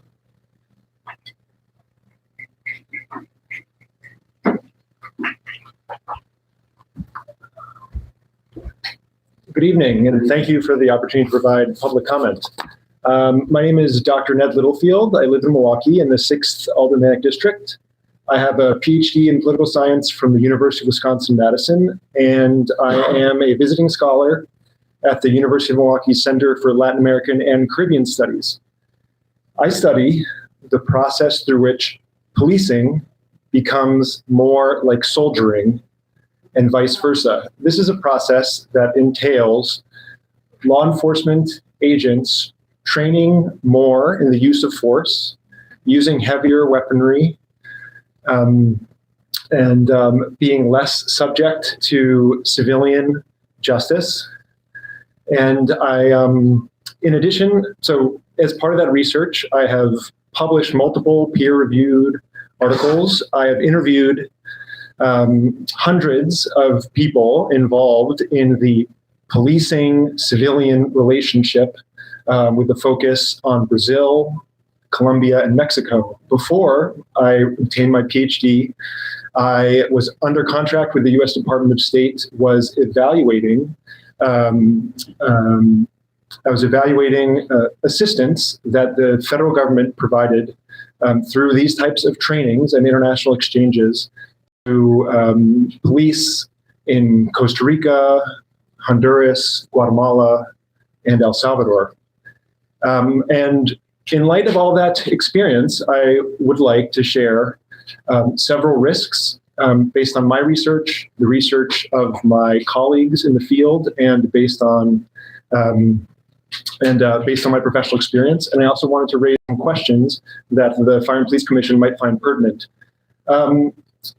The research suggests that through this process of policing becoming more like soldiering, several risks emerge. One is that law enforcement agents enact more violence upon civilians.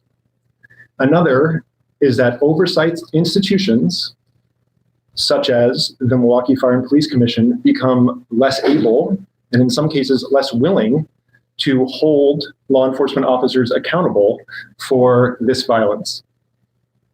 Another process is that the opportunity for civilians to exercise independent oversight and to subject policing to the will of the community becomes further and further delayed. So in light of these risks, I think that we all have to ask ourselves several questions. Will participation in these types of international exchanges and the general process through which policing risks becoming more like soldiering lead to increased violence in Milwaukee? How will oversight institutions like the Fire and Police Commission, the Milwaukee Common Council, and the mayor's office prevent this process from happening? And if it happens, how will they respond? Lastly, how will the community respond in terms of this pursuing this end goal with respect to establishing civilian and particularly community control over policing in our city? Thank you.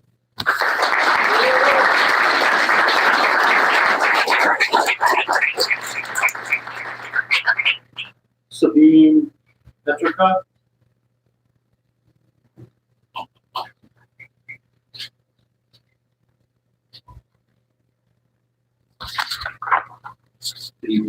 Hello.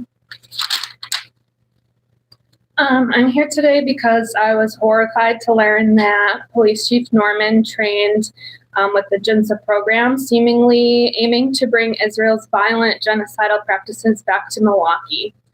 This type of training can only result in more police violence.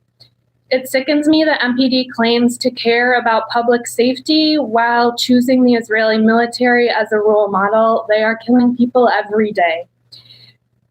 I would like to ask the FPC to ban all training exchanges with Israel and any other international exchanges involving military-style training. By and large, the people of Milwaukee have condemned Israel's tactics, and we will not stand to see them replicated here. Thank you for your time.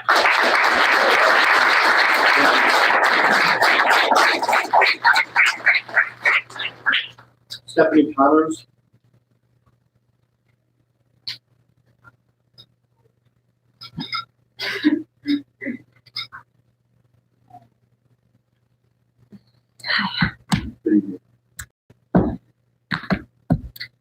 Shame on you, MPD. The residents of Milwaukee already have zero reason to trust the Milwaukee Police Department, and to the contrary, only have reasons to fear being readily and thoughtlessly killed by you. And with that already true, the head of the MPD, Chief Norman, chose to travel to Israel in secret in the midst of their committing an active genocide to train with their military forces, the IDF, who are the equivalent and beyond of Nazis. That is who you want to model your enforcement practices on. All this while the MPD has spent the last year trying to convince us that you should bring the exact same surveillance technology that this terrorist state, which commits ceaseless and the most horrific we can imagine crimes against humanity, to Milwaukee. This tells us everything we need to know about your plans to protect and serve us. The people of Milwaukee have already attempted to take every civil route to express their painfully valid concerns, fears, and demands to you, and you continuously choose to ignore them all. And now you have actively primed yourself to treat residents, those practicing their First Amendment rights, and simply going about their lives as terrorists. It is absolutely terrifying to know, with no illusions, how little you value our lives, and to imagine what you are bringing to us next. And I promise you, we will not let you. Thank you.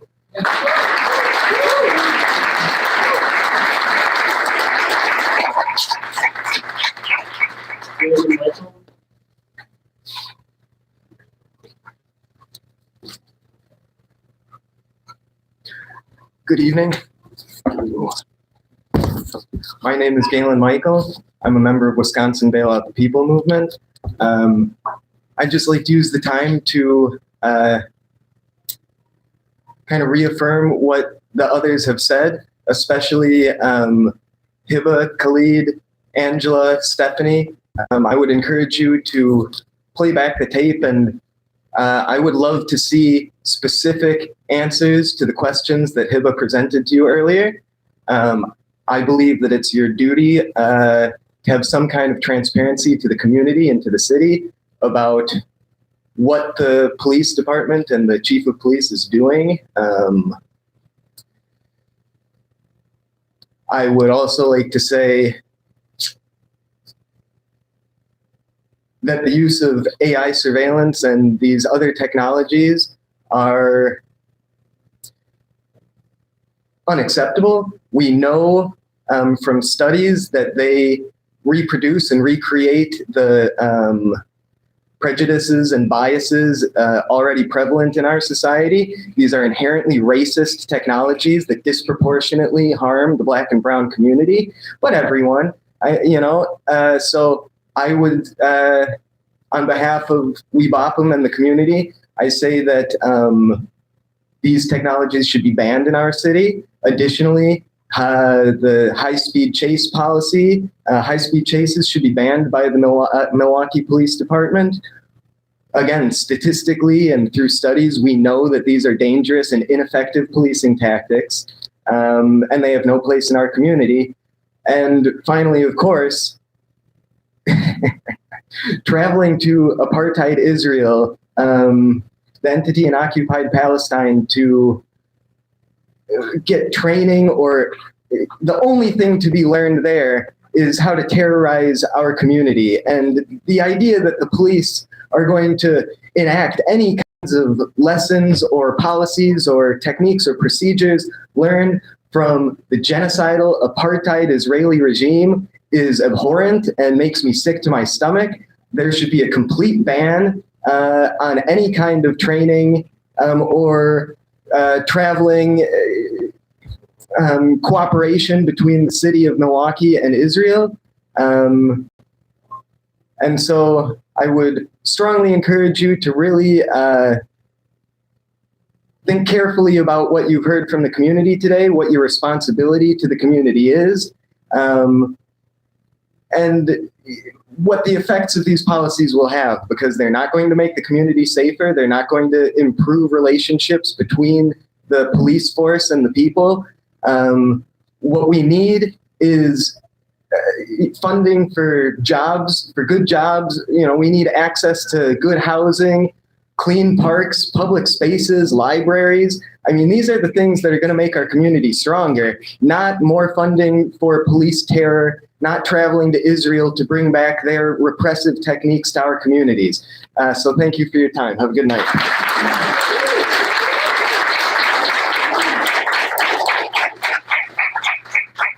Paul Erickson.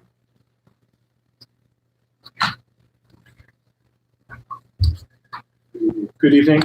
Thank you for your time. My name is Paul Erickson. I serve as Bishop of the Greater Milwaukee Synod of the Evangelical Lutheran Church in America, overseeing 116 ministries in the 7 counties of southeast Wisconsin.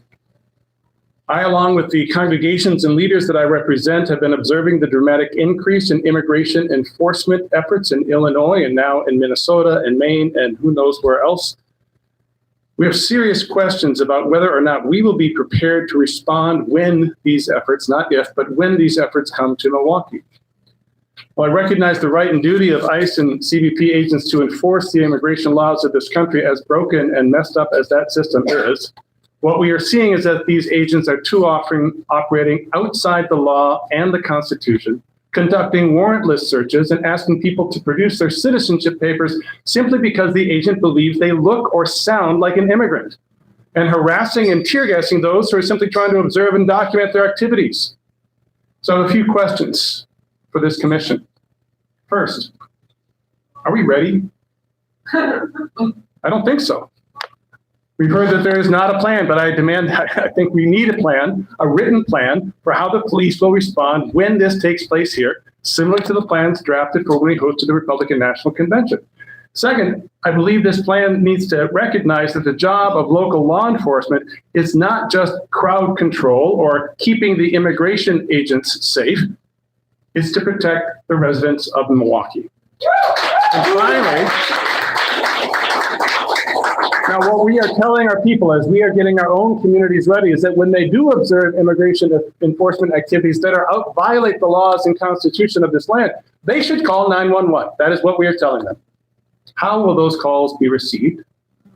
How will they be responded to? How will the data of these calls be maintained and for how long so that proper action can be taken when it needs to be taken? Simply put, are the people who have sworn an oath to protect and serve us actually going to keep us safe?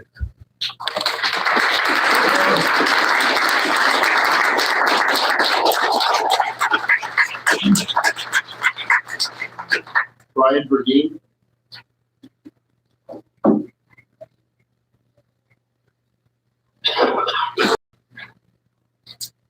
Good evening, sisters and brothers. Let the records show that I'd rather be at home watching Green Acre reruns, and that I hated that show. But thank you for having us, Chairperson Horowitz, and all the rest of you commissioners. I'm glad to see so many of you here tonight. You heard me, I'm like, well, why even bother coming here? Because as we've talked about before, you guys don't have any power. And for the life of me, I still don't understand why you haven't sued the state of Wisconsin. Todd, you're a brilliant lawyer. We got a Goyke up there for the city attorney, and the MPS get together with the health department and sue the state for this racist Act 12 that takes away home rule from the city of Milwaukee, the only city to suffer such madness from the state because of the racist Republicans that control the state of Wisconsin. But nevertheless, it occurred to me, and I want you to think about it too, because I do think you do have a role to play still, a very important role, in fact, in our city.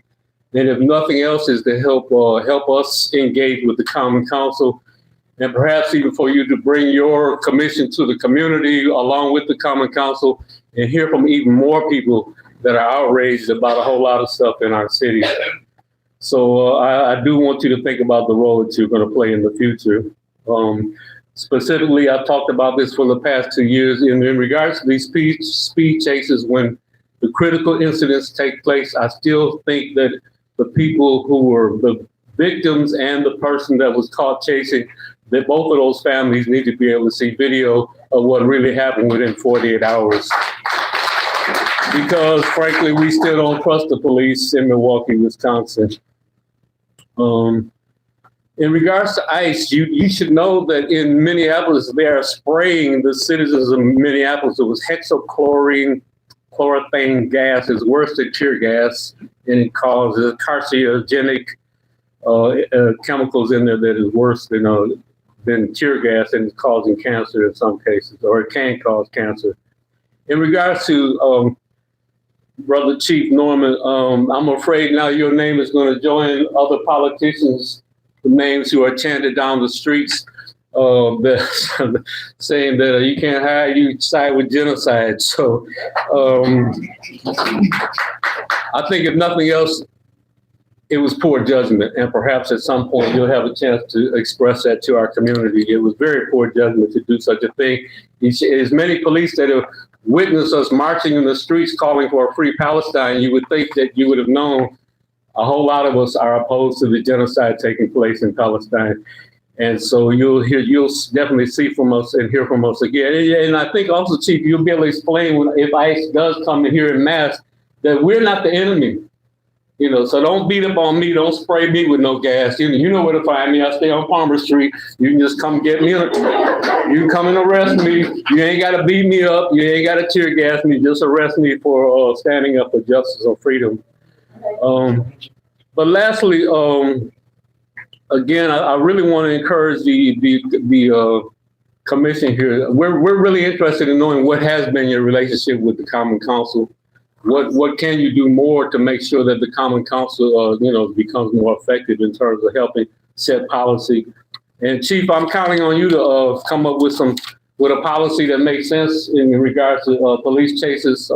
We're not saying don't chase people that have murdered somebody, or don't chase somebody that hasn't raped somebody, but stop chasing our kids who are not criminals. Stop chasing our kids because of broken taillight, or perhaps a license plate is expired. You have enough technology. I saw y'all bragging about these drones you got flying around now. You got enough technology to catch people at a later date instead of chasing them. So let's just have some common sense about Milwaukee. I'm born and raised here. I've been watching this nonsense going on all my life. Poverty caused crime and chaos, and we have so much poverty in this town. It's time to demand all the way to the White House, stop spending money on these wars, stop spending all this money on ICE, and let's just have some common sense about ourselves. Thank you.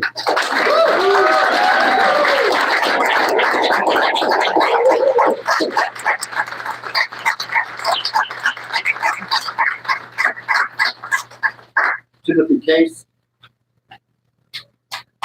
Good evening.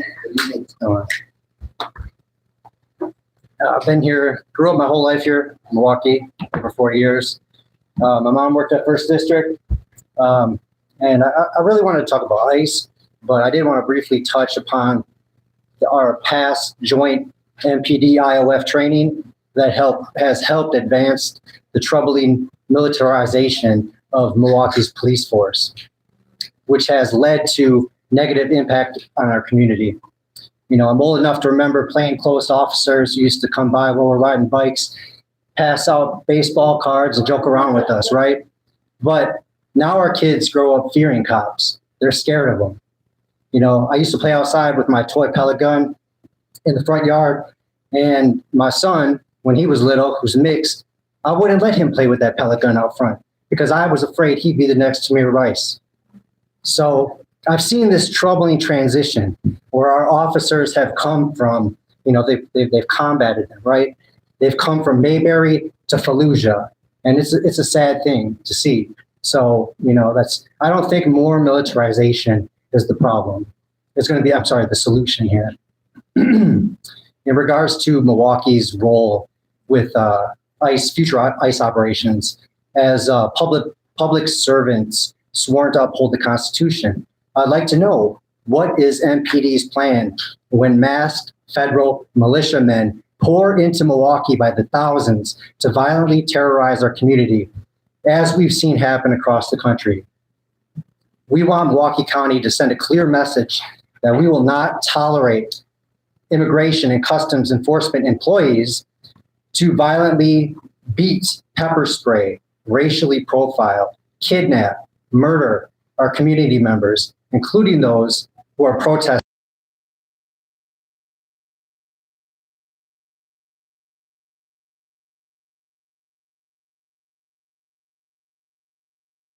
violating our constitutional rights. There's plenty talk amongst the Trump administration that after Minnesota, Milwaukee is going to be their next stop. So when thousands of ICE agents come here, what is our plan? What's even more trouble is our vice president is making public appearances stating that federal agents will be going door to door without judicial warrants, pulling people out randomly, and that's perfectly acceptable. Is MPD going to uphold the Constitution, or are they going to silently allow this to happen? Once all of the immigrants and undesirable naturalized citizens have been, who might just have the wrong skin color, or who may have dared speak out about a foreign government committing genocide, once all the naturalized citizens have been denaturalized and sent to modern day concentration camps, what's next for ICE and their massive budget? I'd like to know what how is Milwaukee situated? How are they situated to protect its citizens? Thank you.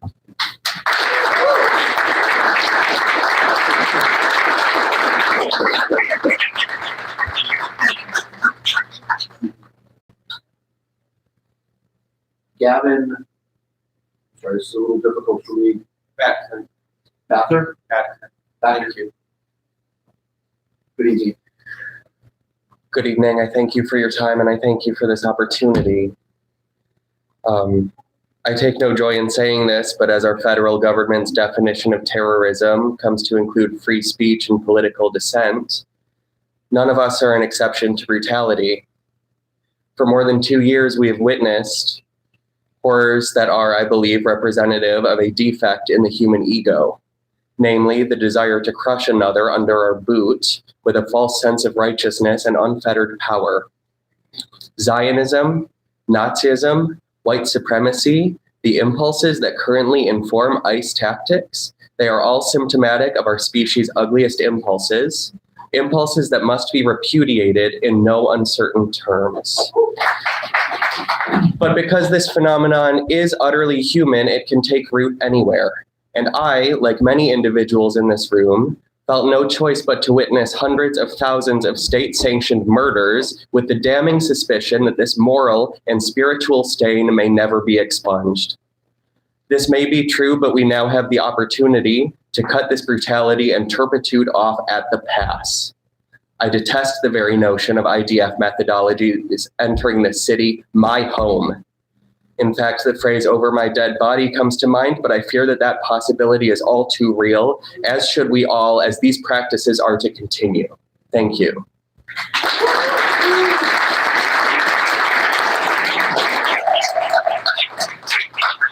Ladies and gentlemen, we've been going for about 2 hours right now with public comment. At this point, we want to get to everybody. We're going to take a short break.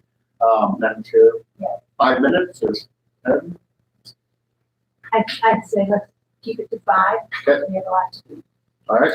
So we'll adjourn for 5 minutes and then we'll come back.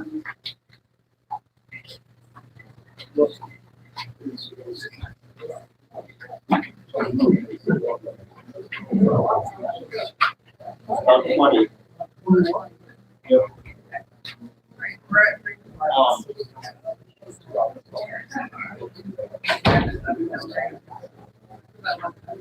Do you mind sharing about how many comments are left, just to get an idea? Or I think you said like 20.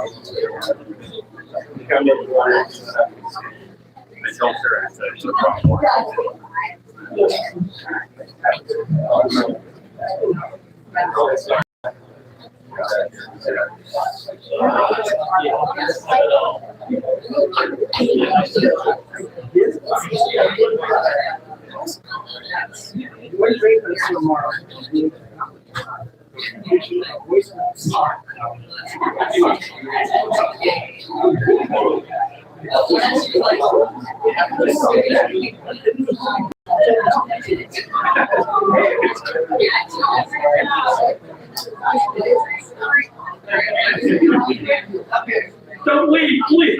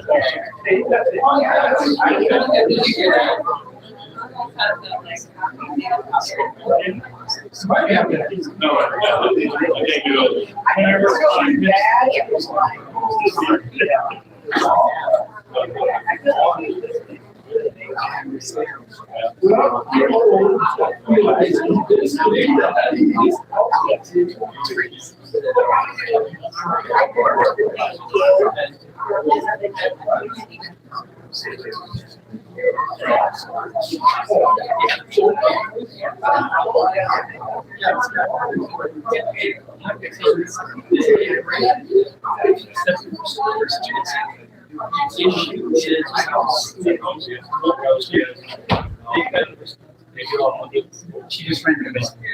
And it's like, you guys are really scared.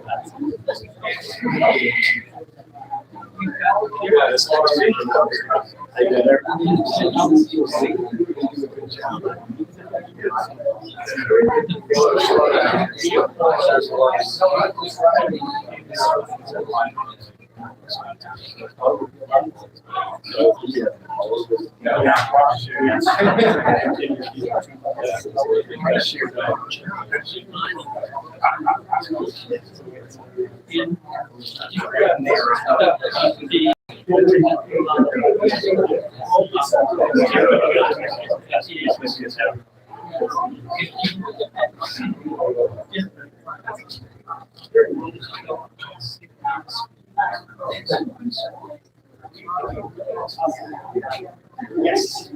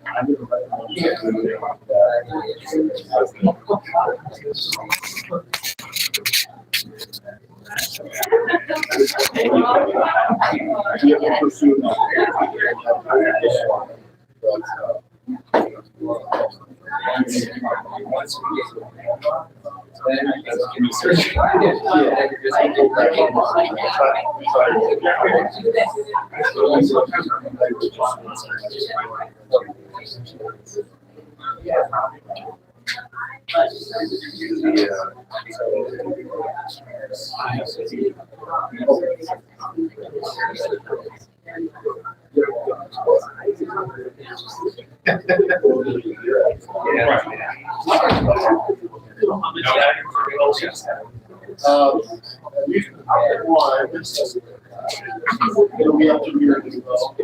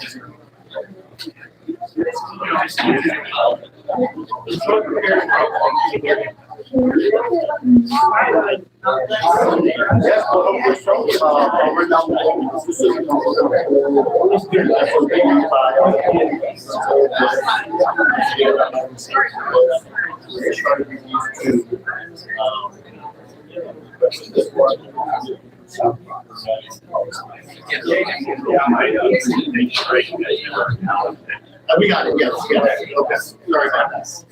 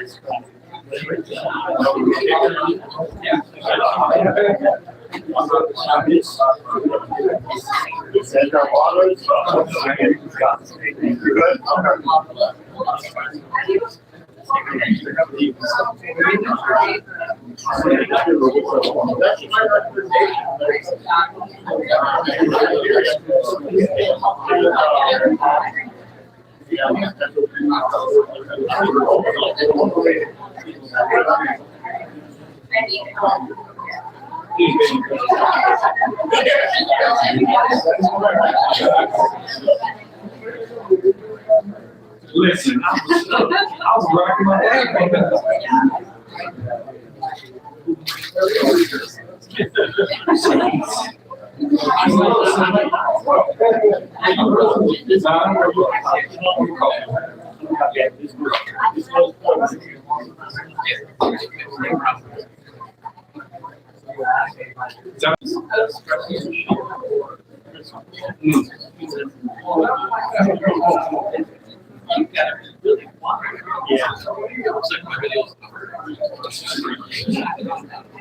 My problem is a little fast.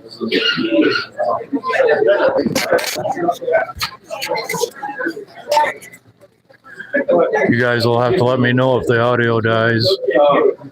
Ladies and gentlemen, we are going to start. Ready? We'll continue with public comment in a moment. I don't want to go to the first in here. Yeah.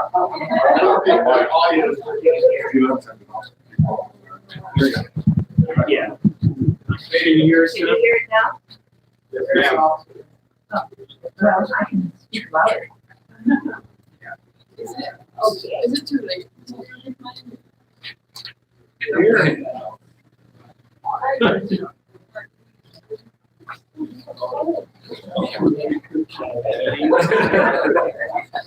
So,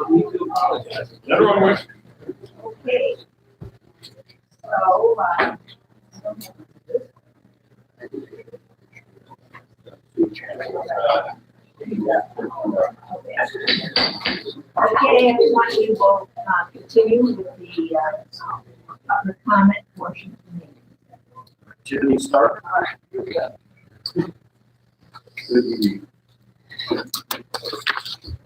Hello, good evening. I'm back. My name is Tiffany Stark. I'm a Milwaukee Alliance member, acute mental health social worker, and community advocate. If you remember, I came before you all at this FPC meeting held in September, October, and December of 2025 due to increased deaths resulting from police vehicle chase pursuits with SOP 660. At that time, I shared with you what had happened to my daughter's father, who was involved in a police vehicle chase pursuit on 6/9 of 2024. The vehicle that was being chased by the police slammed into my daughter's father's vehicle, causing him to have a spinal cord injury, which left him paralyzed from the neck down. Unfortunately, I informed you at the December 18th meeting that my child's father passed away on 10/24/25 from the complications from the police vehicle chase pursuit on 6/9/2024. This was confirmed by the medical examiner's report. The young man involved being chased by the police had a learner's permit. He was scared. He had no prior record and was charged September 2025 for causing bodily harm.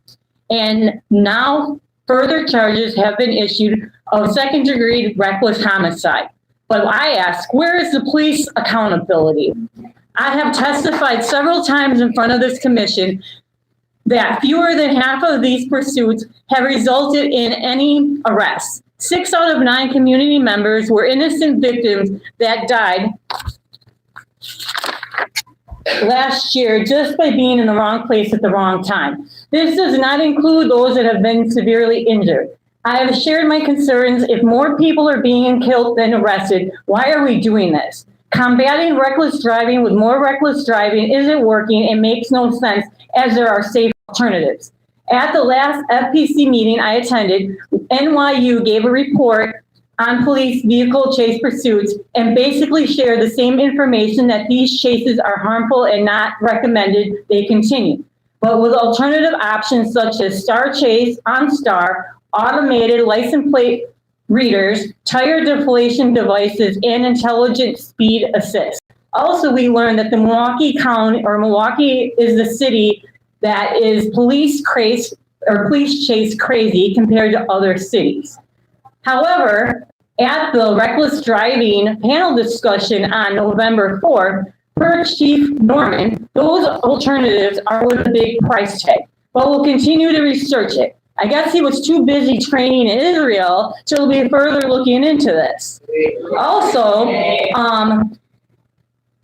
Mayor Johnson was at the same panel, and he says, I feel that these police chase pursuits are going just fine. It's only an issue when you see it on TV by the media. Also, he said, let's reverse 7 years back when we could not chase it. Someone could flip off a cop and run a red light and they couldn't do nothing. Well, you shouldn't be chasing people through red lights just because your ego's bruised. Even Chief Flynn suspended the policy.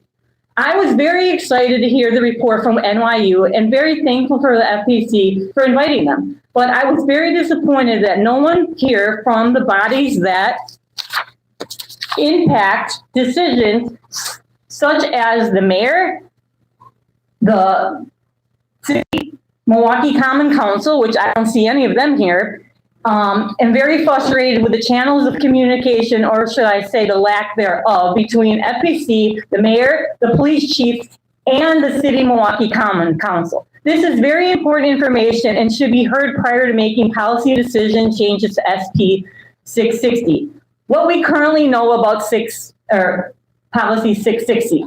There are no assignments or tasks of such importance that they justify the reckless disregard of the member's safety or the safety of other persons. Yet, the same policy still allows police to engage in vehicle pursuits for nonviolent situations, including some drug investigations, certain traffic stops, refusal to stop situations. The policy also admits chases are inherently dangerous, stating officers must decide the necessity of appropriateness is outweighed by the level of danger created by the pursuit. What this shows is MPD already knows pursuits are dangerous, but instead of stopping them, the policy asks officers to manage the danger in real time. The policy further says, the decision to initiate a vehicle pursuit rests in the sole decision of the individual police member. This means one officer in a high-stress moment decides whether a dangerous chase begins before the supervisor is involved. What we are asking for is to end police vehicle pursuits except in extreme life-threatening situations. Do not rely on an officer's discretion as a substitute for clear limits. When injuries or deaths occur, require real accountability, not just internal review body cam, as related to SOP 575, where we release to the family in 48 hours and the community in 15 days. As many of you know, I have been coming to the FPC meetings for years advocating for a policy change with no knock warrants, no chokeholds, SOP 575, and this isn't new to me. But now this has been personally impacted me. I am now even more hungry and motivated than ever to get this policy changed. I want to thank the FPC for support over the years. We're working with the Milwaukee Alliance. You are at time. And we'll be grateful for applying the FPC. So I'll just close with this. You know, any one of you right now could be a victim of this. This is happening to everyone's loved one, and it doesn't discriminate. It could be you next. It could be you tomorrow. How would you feel if your loved one is gone? Would you be happy with this policy that we have where people don't even have records, are being chased by the police? Thank you. I'm done now.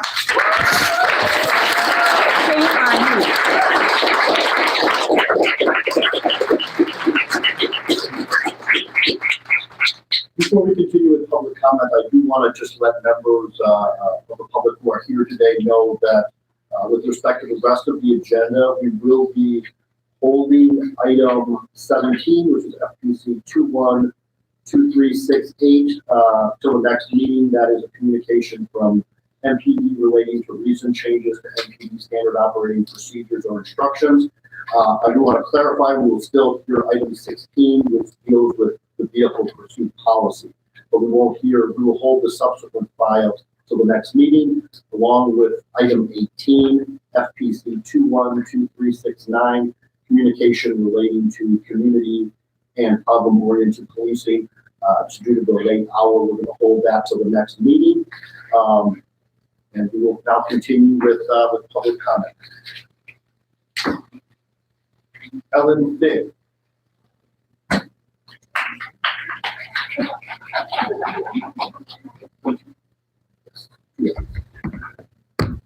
Good evening. Good evening.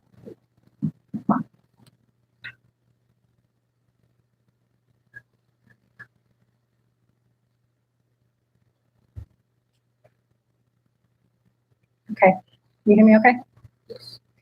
I'm here as a lifelong resident of the city of Milwaukee. Chief Jeffrey Norman chose to secretly go on a police exchange to Israel after many highly esteemed international organizations declared that Israel is committing genocide against Palestinians. These organizations include the International Association of Genocide Scholars, Doctors Without Borders, the Lemkin Institute for Genocide Prevention, Genocide Watch, Amnesty International, and Human Rights Watch. The Guardian recently reported that a 47-year-old Palestinian father of 6 was held without charge or trial from November 2023 to June 2025, during which Israeli prison guards gang raped him, laughed during the assault, and left him bleeding for more than 3 weeks without medical care. This is not an isolated incident. Chief Norman thought it was worth learning from the brutal Israeli state on how to bring that terror to the people of Milwaukee. Chief Norman is untrustworthy and a danger to the city, and he should be fired. I am not in favor of allocating any more funding to law enforcement anywhere in this country. For those who think it's a training issue, you need to realize law enforcement does exactly what it is trained to do. They have a fascism problem. Look up the September 24th, 2025 headline in the Philadelphia Inquirer, which says, Camden had 0 homicides this summer. City and county leaders credit the 2013 dismantlement of its police department. Thank you.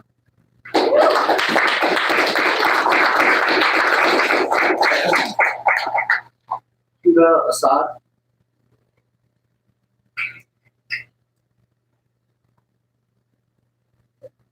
Good evening. Good evening.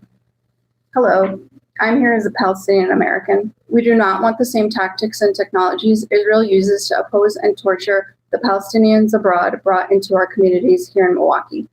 As Palestinian and Arab, I know exactly what counterterrorism is used to justify violence and repression. We are now seeing that some of the dangerous logic applied at home, where broad definitions of domestic terrorism put people who speak out or protest at risk. Our tax dollars already fund suffering of our people overseas. It is unacceptable for those same dollars to send local law enforcement to Israel to learn tactics that will be used against our own communities. We are demanding an immediate and permanent end to all the policy trainings, technology sharing, and exchanges between the MPD and Israeli military forces. Thank you.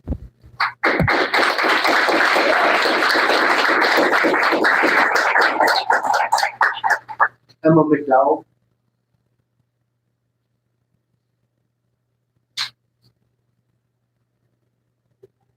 There, Emma McDowell here. Okay.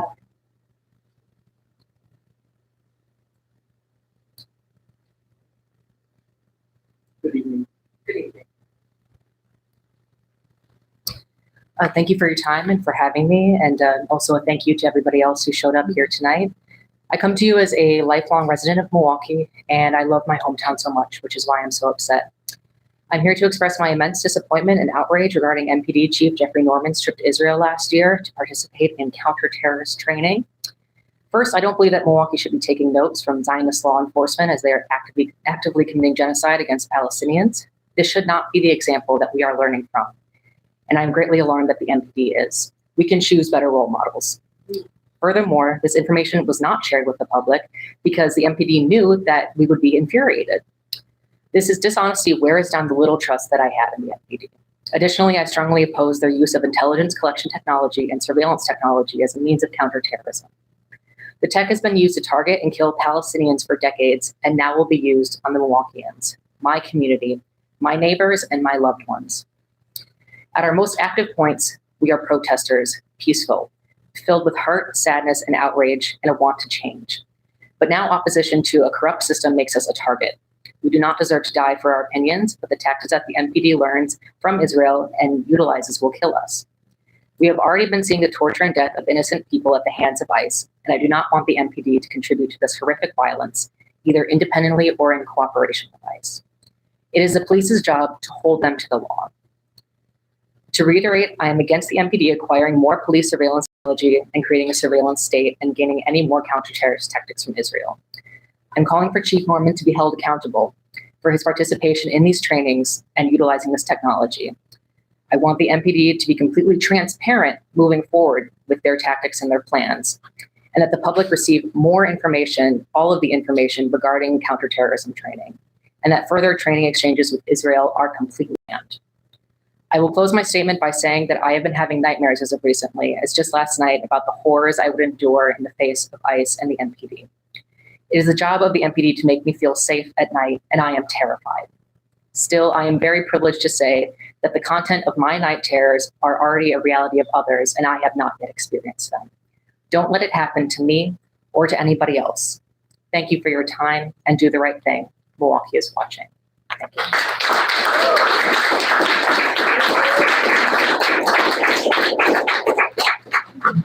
Ada L. Hajar.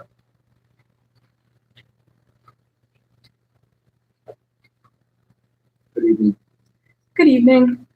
I'm Ida El Hajar. I'm a Palestinian junior in high school and the 3rd District Representative on the Milwaukee City Youth Council. To be clear, I'm not just here because I don't have school tomorrow. I'm here because I strongly condemn the police chief's recent trip to Israel, which is a genocidal state engaged in settler colonialism, ethnocentrism, and the eradication of the native Palestinian people. Is that what we want to support? I don't. And it's obvious to me Milwaukee citizens don't support you either because of this packed room. I hope you will immediately ban all training exchanges with Israel and any other international exchanges involving military-style training. Thank you.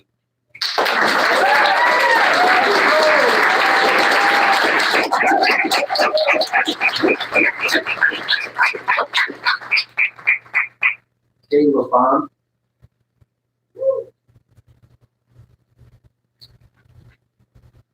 Hi. Hello. Good evening. I'm Kay. I'm a relatively new resident of Milwaukee. I moved here like 2 years ago. I live in Hampton Heights. I love my neighborhood so much. It is children's laughter and popsicles and unfortunately sirens all the time, 24/7. And you know, they've never made it any safer there. We're here to talk about violence. We're here to talk about hurting each other as humans and what makes us think that's okay. Facial recognition technology, genocide, and chases with 1,000-pound vehicles are all violence. Hands down, they're all violence. Every time we do this throughout history, the people doing it always think that they have a good reason, right? They tell themselves they're good people. They tell themselves that if folks would just comply, would just do what they're told, that they would be safe. That is a lie. That has never been true. And I don't know, I beg of you to hear the people that have come from every corner of your community to beg you, many with tears in their eyes, for your help and protection. I think some of you have been moved. If you haven't, I can only imagine it's because maybe you feel powerless. I'm a therapist and I work with people who really live under horrific conditions. And no matter how much their back is against the wall, no matter how much they try to tell me that they don't have a choice or an option, it's never been true. We always have a choice. There's always something we can do. There's a conversation we can have. There is a way that we can make ourselves, a grain of sand in the gear of this machine. So please, please don't think that you're powerless. Anyways, free Palestine.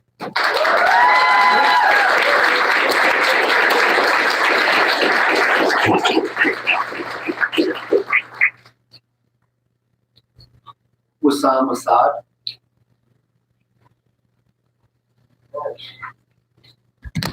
Good evening, everybody. First, I want to tell you guys I appreciate you guys hearing us out. Second, hearing everybody talking and asking questions, I have a few questions. And then maybe, are you guys allowed to answer questions directly? If I answer Ms. Horowitz, Todd? We can, public comment, we can briefly respond. If it's not on the agenda, we shouldn't get too deep into it, but we can. Short, simple answers, just a few questions, and then maybe I'll have a comment afterwards, just depending on what it goes. Is this the first police chief to receive this training in Milwaukee, Wisconsin? I don't know the specific answer to that. I don't have information. Madam Chair, just quickly, Yes, sir. if you are looking for answers to write a story, No story. I would just say that the chair and the executive director are more than happy to sit down with you. Because I think that there's a need to get more information out there. We want to know. If he doesn't know now, and it doesn't give you a complete picture. Fair enough. I can take your card if it's possible. But second question.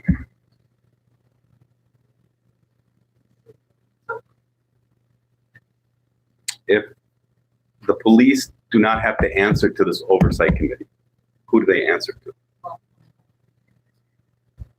They do have to answer to this oversight committee. But you guys didn't know that he went on his trip. Chief Norman did properly notify the Fire and Police Commission in advance of the trip. So then just one question off that you did say that it was not a tax funded trip, correct? That's my understanding. Per who? I believe that's what the chief indicated. Okay. So then if it's not a tax funded trip, was he still getting paid while he was there? The chief is a salaried employee, so he doesn't get paid by the hour. It's a salary. So was his salary continuous while he was on genocide training?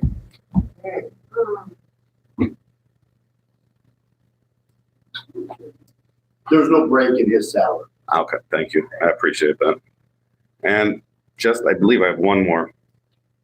When will we know what the training or what training was afforded to him? I don't have the details on that, and it's not an item that's on the agenda, so there's not going to be an extensive discussion about that. For this evening or in the future? That for this meeting. Okay, perfect. And the last thing, I have a personal question as a Palestinian American. Do we know whether he actually went into Gaza or in the West Bank and had live training while he was over there? Chief? I don't think that we can have that kind of exchange right now, but we can have the information for you for interview or for future agenda. Okay. I appreciate your time. Thank you guys so much.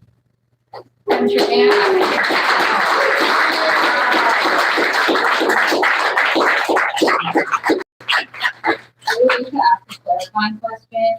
In what capacity was the Fire and Police Commission notified of this travel ahead of time? Because the first time I found out about this was when we were asking questions about why Chief Norman had been traveling for 60 days last year, which is a relatively long amount of time, and then received information on this travel. So the chief's office forwards an advance notice when he's going to be out of the office to myself and my staff, and then typically it is forwarded to all the commissioners right after that. So to clarify, it does not say where he's going. I believe it does. It does not. I don't have the specific. I don't have the specific document in front of me, but my recollection is that they typically do say. 30 seconds. Are you guys still represented by Gimbal, Riley, and Guerra? No, we never have. Okay. All right. Thank you. I can look back and try to find the exact notice. Okay, I think we should do that because I don't believe that I receive any notices that say anything more than out of office. And who will be in charge when he is out of office? That's my recollection. So I'll look into it. There's something in the document.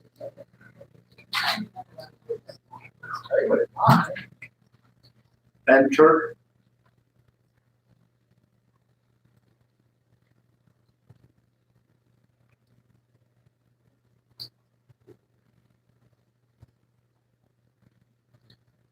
Hello. Good evening.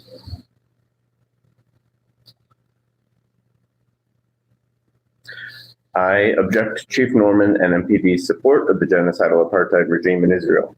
I want to emphasize that Gaza is an incubator for exporting Israel's dystopian violence around the world. They are exporting, and Chief Norman is importing to Milwaukee a vision of the future, a vision where democracy has been completely subverted and government no longer operates with the pretense of legitimacy, but by making war and terror on the people.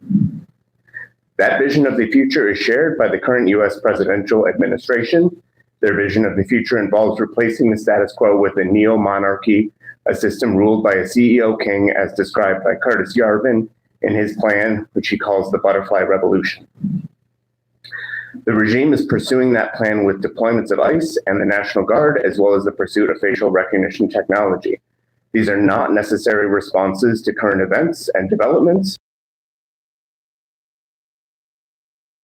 A plan to make war on the people. I imagine local public officials and even Milwaukee police officers wish to see themselves as distinct from that plan and its authoritarian aspirations, but they are wrong. You are wrong. That wrongness is made clear by Chief Norman visiting Israel to import the methods of urban warfare, authoritarian control, and genocide to our city. It is made clear by the pursuit of FRT. This training and this technology are only useful to a project of dystopian authoritarian regime, not democracy. If you on the Fire and Police Commission do not exercise your oversight and meet all the demands by the people made here tonight, you are complicit in helping the Chief Norman pave a road of authoritarian dystopia and racial apartheid here, and that is unacceptable. Thank you.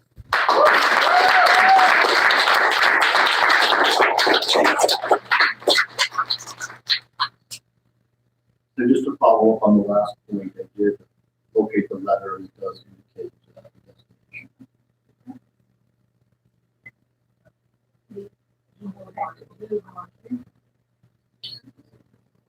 I think the point is well made though, which is like if there's gaps in the oversight process related to training, then like we should close that up. Right, that's the point. Police parts, two parts. Amy Donahue.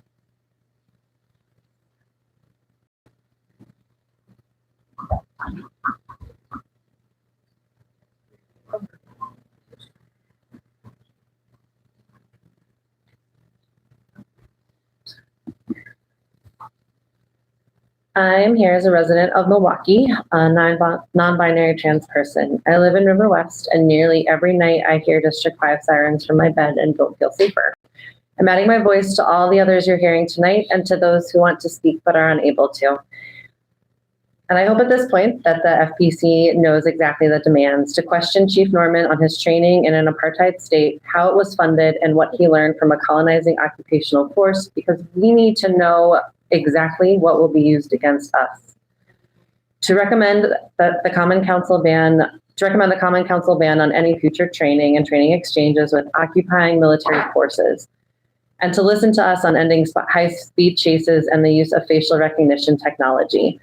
I want to ground myself and invite you to join me by summarizing these demands as working in every way possible to end complicity in genocidal violence from Palestine to Milwaukee. I had plans tonight to be at a community dinner. I felt some conflict at not being able to attend the school board meeting in support of MPS staff. So I'm not glad I'm here, but I'm glad I can be here. There are so many of us standing with us, whether physically in this building in Milwaukee and just living in this world, paying attention. I know who to trust in this room to protect me, my friends and neighbors, and all our children, and I will protect them in the same way. I know who to trust not because of any uniform or position, but because of action that is grounded in love and care. And I hope all of you, all of us, look deep inside and at the person sitting next to you and ask whether you trust them to keep you safe, simply because you are a human being, not because of a badge or money or connections or because of what you can do for them or the value of your property or what you're wearing or what you're paid to do. All of that can change. My humanity, your humanity does not, but it is worth noting that humanity can be lessened or erased, and our white supremacist institutions are very good at that. We need to work as individuals and in community to fight those institutions. So I very much appreciate that civilian oversight and democracy is power that we cannot lose and that cannot yield to racist institutions, tyranny, or fascism. So I'll second Kay's reminder to know that we all have power. Our voices and lives, including Dontre Hamilton, Sandra Bland's, China Long's, Tamir Rice's, Hinder Jobs, Renee Good's, Liam Ramos's, these voices, these lives, this is the source of that power. And I thank all of us for being here.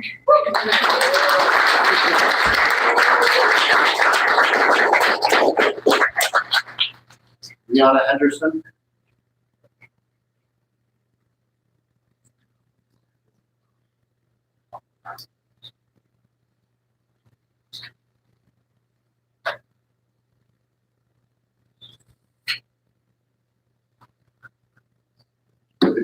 Hi. MPD's use of flock safety cameras and facial recognition technology normalizes mass surveillance, relies on inadequate safeguards, and has been proven vulnerable to abuse. Flock cameras indiscriminately collect and store license plate and vehicle data on everyone who passes by, creating searchable record of people's movement even when they're not suspected of anything. That kind of blanket surveillance fundamentally shifts the relationship between the community and law enforcement. treating everyone as a potential suspect, just in case. I can't tell you how many times I've seen a drone watching me at a peaceful protest. Why is this necessary? And this isn't some abstract fear. In Menasha, a police officer used Flock's system to stalk his ex-girlfriend. That's the reality of these tools. Once the data exists, it will be misused, even by the people trusted to protect the public. On top of that, investigative reporting by 401 Media has shown Flock's technology is full of security vulnerabilities. Camera feeds exposed to the open internet, weak authentication, and poor oversight means this data isn't just vulnerable to abuse from MPD, it's vulnerable to hackers, stalkers, and anyone who gets unauthorized access. As many people before me have said, people do not already feel safe with MPD, especially knowing that Chief Norman has trained in Israel. The use of surveillance only deepens that mistrust, with disturbing parallels to the tactics used by Israel. At a time when many in Milwaukee are watching what ICE is doing in Minneapolis and thinking that it may be only a matter of time before it happens here, the idea that the MPD might cooperate and share the surveillance data they collect on us with ICE is honestly a terrifying thought. MPD's use of surveillance tech leaves the community vulnerable by the people who say it's their job to protect us. Thank you.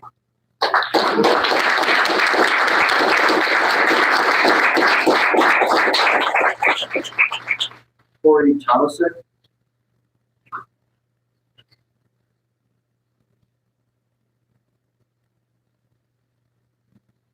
We have an individual named Corey Thomasek. Good evening.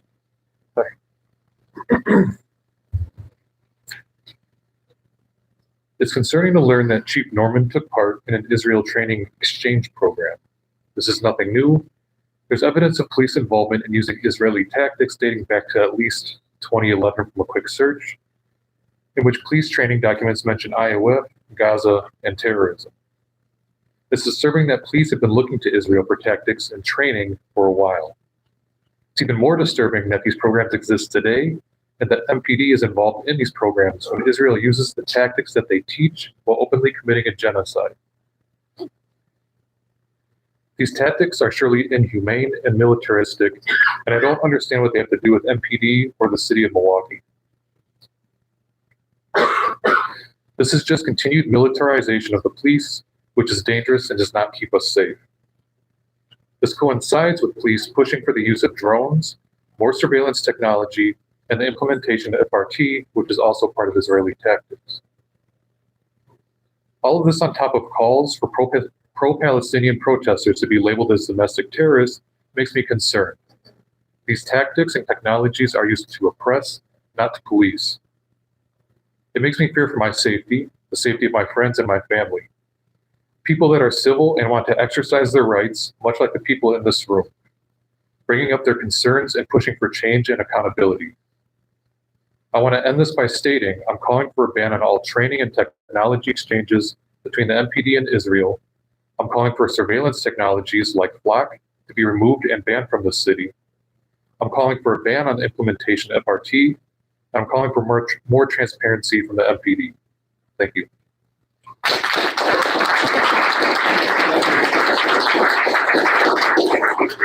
Steve Reamer.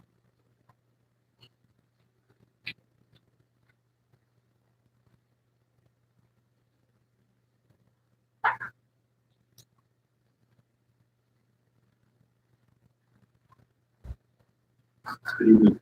It's Stevie. Hi. Sorry. Apologies. That's fine. I don't like doing this, but I probably feel better than him right now. So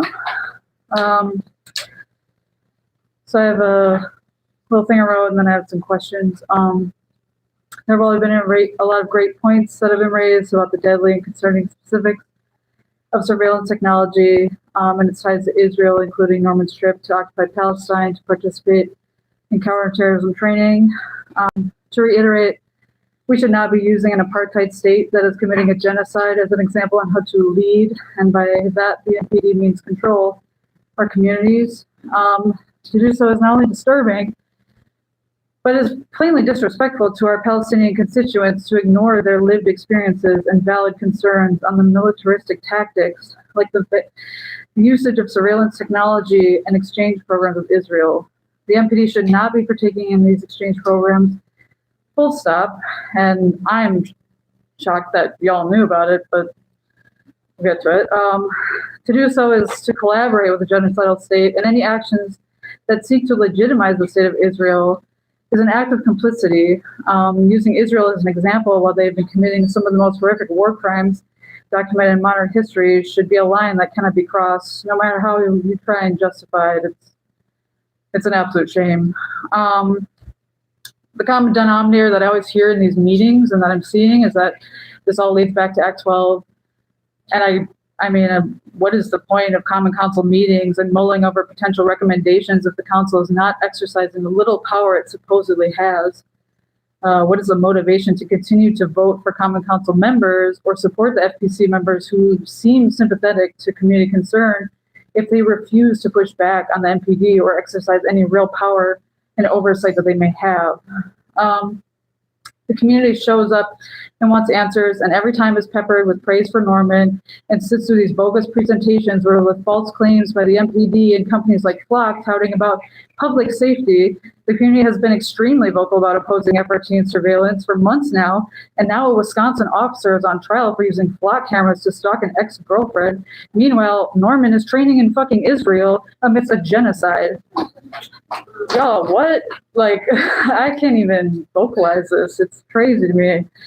The concerns we've been lamenting for months are not figurative, and they are unraveling in real time in Wisconsin. There is no public trust because there is a laundry list that just keeps growing, and it keeps growing because there is no accountability. There's no accountability because there's no genuine oversight. So if the committee can't do its job, then why are we all here? Like, I know I'm not the only person frustrated, but it's like, what are we supposed to do at this point? So I just demand, like, there needs to be a full ban on these exchange programs with Israel, a full ban on surveillance technology like FRT, including the dismantling and removal of all Flock cameras, because I'm sick of walking in the park and seeing Flock cameras watching me. Like, why is that necessary? And something needs to be done about Act 12 because this committee can't or won't hold the MPD accountable with it in place. I also just wanted to clarify, so you did say that you received the letter, but then you need to read it better next time. So what is your responsibility to the public for that then? It's not really clear to us all in the room still here. That's a genuine question that if you can answer. Madam Chair, may I respond to that briefly? Sure.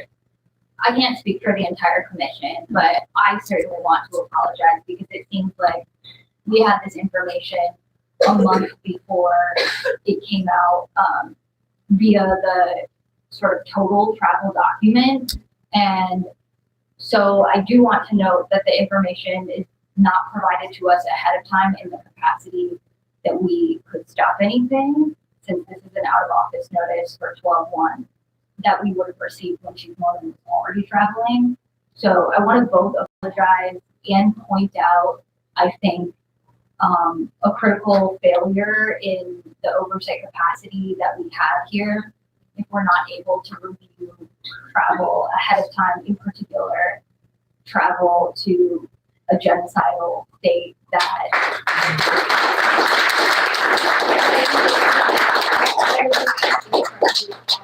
would have a tremendously negative impact on community trust. We spoke earlier in closed session, don't worry, I won't say too much. We spoke earlier in closed session about Chief Norman's performance review, and I called this trip unconscionable, and I believe that with my chest. I think that for many Milwaukeeans, this is not something that they will ever forgive. But I do hope that you will forgive me because I could have known about this a month earlier and I didn't, and I apologize.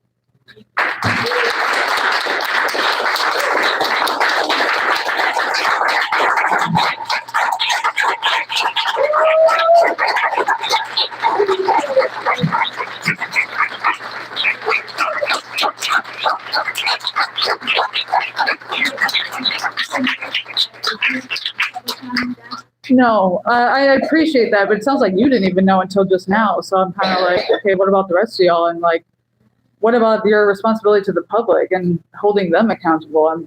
I mean, at this point, we're all. Just real quick, as she said, we all just noticed just now. That's why we allowed her that floor. So her statement about the email that was received. The notice, but what about the training? So they don't have to provide to you guys in advance, like, hey, we're gonna go train in Israel to do counterterrorism training, like, that's not an oversight point that you would discuss before they were approved to do that? Because if I went into my job and I took off 60 days for vacation, I definitely wouldn't be paid for one, and for two, I'd probably get fucking fired. So I'm just curious, like. The chief is the head of the department, is able to determine what travel is appropriate. Without Per oversight. FTC rules, he is required to give notice when he's going to be out of the office or out of the city for more than 48 hours. He did follow that in this case. Okay, and then just one final thought. I mean, this is his 6 months review coming up, his 1 year. So he spent, what was it, 60 days, 2 months of that time in Israel? No, that's not correct. What is the correct, can you clarify? What's your question? His review is coming up, his 1 month, his 6 month, how much? The commission typically conducts reviews of both chiefs every 6 months. This review, I believe it was closer to 1 year. Okay, so for 2 months of that 1 year, he was in Israel? No. It was not 60 days that he was there? I believe it was 6 days. 6 days, okay, thank you. Thank you for clarifying The that. number that Commissioner Fung shared was the number of days out of offset training or traveling, opposite different things. Sure. That was the total number of all. Okay. Oh, so total for the year? Yeah. Okay, not for that one trip. Okay, thank you for clarifying that. Okay, thank you. I'm good. Okay. Well, I'm not good, but yeah, I'm done.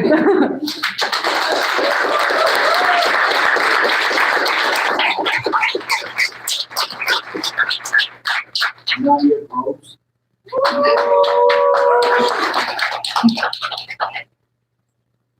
tired. Okay. Good evening. Y'all say good evening. All right. My name is Nadia. I'm here with Milwaukee for Palestine and Black Alliance for Peace. And honestly, I'm just sick and tired of being sick and tired of the police. I've come to today with mostly questions I think we know the answers to for the most part. I'm born and raised here in Milwaukee, lived here all my life, went to college here, started a family here. So I'm utterly befuddled, disgusted, and mortified that a man I called my fraternity brother in my younger years and political immaturity went to occupy Palestine, Israel, as if he has no awareness whatsoever. Kwame Ture said, moral arguments don't really appeal to people, but I like to call on the decision-making of Chief Norman and the city's law enforcement and leadership's assumption of our lack of intellect as the community you're accountable to. Why would the chief of police of the city of Milwaukee visit an entity that is actively committing a genocide, an entity that has displaced and murdered hundreds of thousands of Palestinians? To do what exactly? What does he in this department plan on doing with that knowledge, knowing precisely what they do to repress people and anyone who speaks out? Did he and anyone who knew about this have a clue symbolically what this trip going to a training by an occupying force means? And what exactly does that mean for us living here in Milwaukee? Did he and the department think about what you would be bringing back to an already oppressed population that is already harassed, surveilled, and brutalized here? What did he glean from this training? And how does he and the department plan on utilizing that for the people that you've sworn to serve and protect? More tactics similar to the knee on George Floyd's neck, perhaps? A direct outcome of IDF training exchanges, or intensify war on racialized people like me and my daughter. Honestly, I don't really expect any real answers from this department or any bureaucratic body that continues to strip and undermine public trust. But it's essential to ask the right questions during this time we're living in. I implore this body, with whatever power y'all have, to get the chief up out of here and the Common Council to take action and ban any further training exchanges with the state of Israel entirely. Free Palestine until it's back. Thank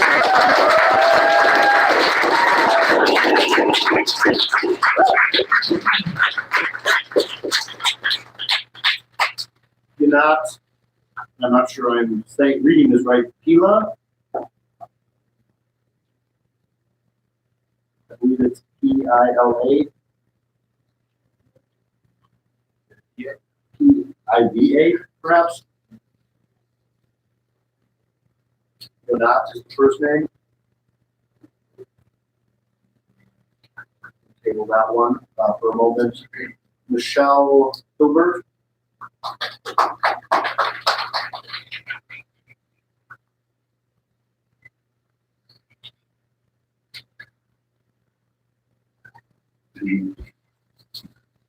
Good evening. Thank you for making time for public comment on public safety. I'm here with Milwaukee Alliance. And as a teacher, you know, defining our terms is really important. What is safety? It's not a permanent personal possession, but instead it's a social relationship established through trust and needs met. Safety is only as strong as our relationships. MPD often speaks about community-oriented policing to increase safety, the perceived safety. So we've listened to going on 3 hours of public testimony now, pretty uniform. Just tonight, a strong community testimony. And we will not reach safety, that social relationship, through militarized trainings. We know, you know, genocide isn't persuasive enough. We can think back to Michael Brown and 2 out of the 4 police units that were repressing the uprising in Ferguson after his murder. They were also trained by IDF, which open air prisons, panoptical surveillance, control. Who really is safe in an environment like that?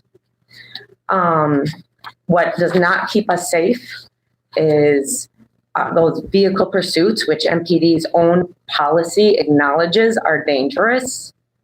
What does not keep us safe is heavy surveillance. That's both racist and expensive, as again, many people have already spoke to. All of these things undermine community trust and erode our social relationships. The true community-oriented policing means fewer dangerous encounters, less reliance on force and surveillance, investment in alternative non-police responses for non-violent situations, community input before policies are finalized, and accountability, meaningful oversight.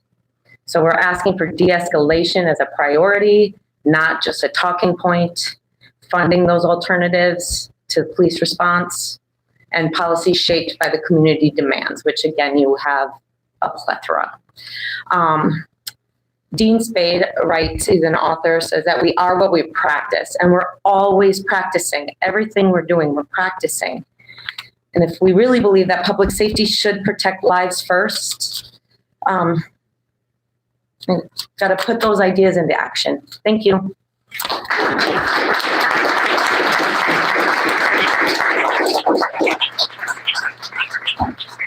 Jada Harmon.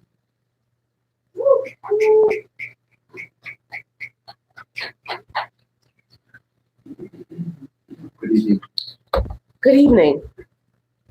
My name is Jada Harmon, a farmer and an organizer with the Black Alliance for Peace Milwaukee. I am here to discuss 2 violations by the Milwaukee Police Department to the people-centered human rights of Black people in this city.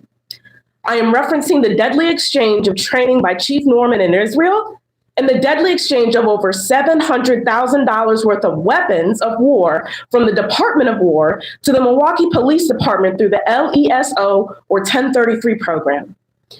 Last year, Chief Norman traveled to Israel to learn counterterrorism tactics from Israeli military and law enforcement agencies who are the purveyors of mass murder and extermination upon the people of Palestine.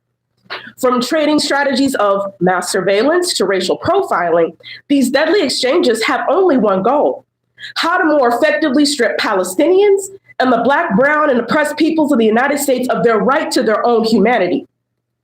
I would like to remind this commission that the deadly tactic of kneeling on the neck of George Floyd by local Minnesota police in 2020 is the same tactic the IOF used months later on Khairi Hanoun, a 65-year-old Palestinian in the West Bank. It is clear from Chief Norman's actions that the Milwaukee Police Department is committed to the continuation of extrajudicial killings of Black people in this city. Just as the world watched over 100 civilians be extrajudicially killed in the Caribbean and the Pacific by the US military last year. I mean, what else could you learn from Israel but the strategies of how they have been able to slaughter over 100,000 Palestinians in Gaza since 2023? This brings me to the second people-centered human rights violation by the MPD, and that is the participation in the LESO 1033 program. This program, also known as the Law Enforcement Support Office program, allows any federal, state, or local law enforcement agency to acquire military-grade weapons from the Department of War. Some of the equipment offered by the DOW to departments include mine-resistant vehicles, helicopters, and shotguns. MPD specifically has received over $700,000 worth of military equipment, including, but not limited to, military-grade night vision sniper scopes, sights for weaponry like compact assault rifles and M16s, $500,000 worth of unmanned robotic and other vehicles, and of course, military armaments. Of course, Shane. Both of these issues make it abundantly clear that the MPD is preparing for war, a continued war on Black people that is centuries old. While Black communities on the north side, like Metcalf Park, are being starved out by corporate grocery stores leaving neighborhoods, punishing my people with starvation for profits. The MPD participates in propaganda events like Brats with Cops while building up their deadly military arsenal and exchanging deadly military tactics from the mass murderers in Israel. Ensuring the continued campaign of premature death of Black people in this city. Leading my people like sheep to the slaughter. My demands are as follows. The Milwaukee Police Department must return all military equipment received from the Department of War, and for the FPC to recommend to the Common Council for a further ban on all future military equipment transfers from the Department of War to the Milwaukee Police Department through the LESO 1033 program.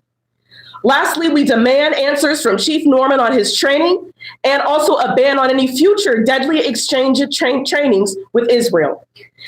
I have one last question that I do need an answer to, so this is not rhetorical. Can the public see a copy of the notification letter of the chief's trip? It is a public record and it will be provided. How will that be provided so that people can have access to it?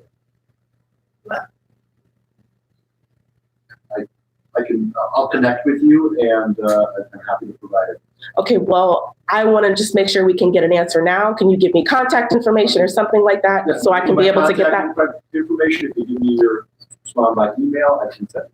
Okay, well, I'll get that. Thank you so much. Free Palestine, free the Pendleton 2, free the land, free them all.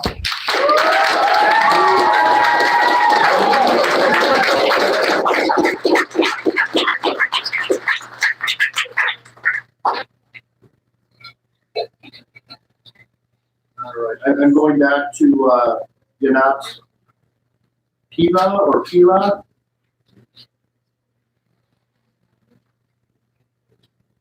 Ron Jansen.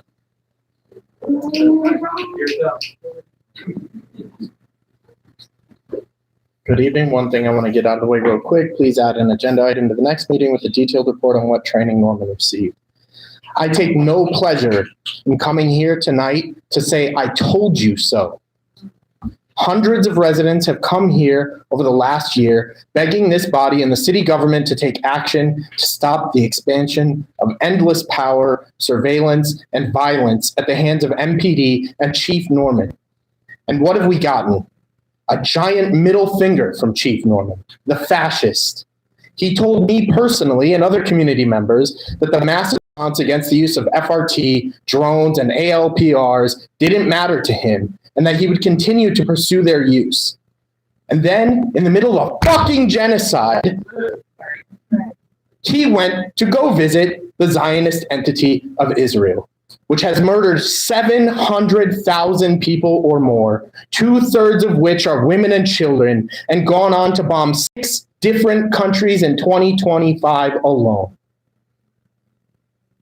An entity which murders journalists, that's why that gentleman was wearing a press sweatshirt. Palestinians and activists wear those sweatshirts to represent the press that are murdered in Israel by the Zionist entity. Zionist entity murders journalists, activists, farmers, babies in their cribs, children in their beds, and everyone in between. And so is this the so-called man we want to hand more power to? Someone so morally bankrupt that they would cuddle up to a military committing a genocide? A coward. So afraid of the people that might rise up against him that he ran for help against us from the murderous Zionist entity? And for those listening, I have a reminder. The police don't keep us safe. They don't protect us. They exist to protect the interests and the property of the capital-owning, ruling class.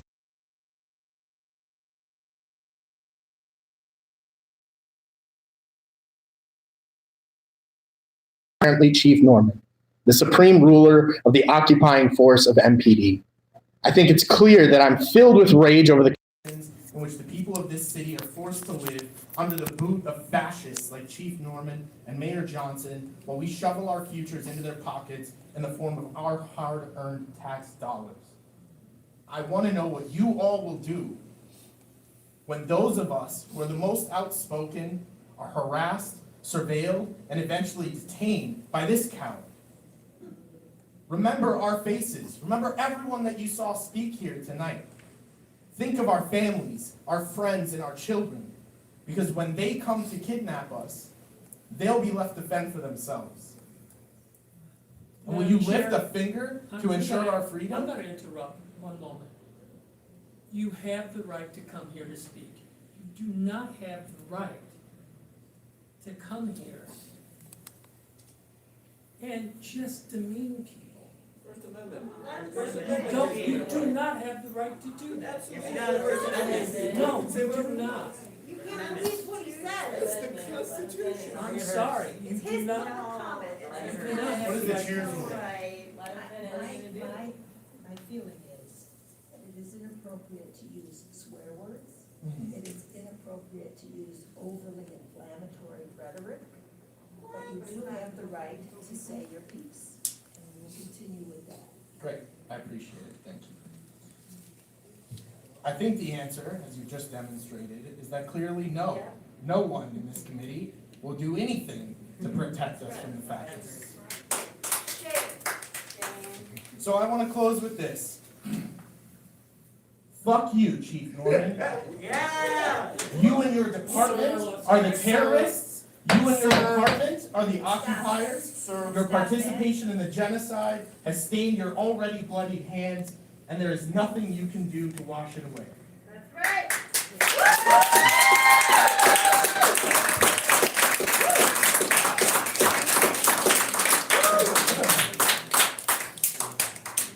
I do appreciate that there are a great many people that feel passionately, that feel strongly. I want you to be able to speak, to express yourself passionately, aggressively. That is fine, that is your right. But I do have to take issue with the last comment and the direct personal attack on Chief Norman.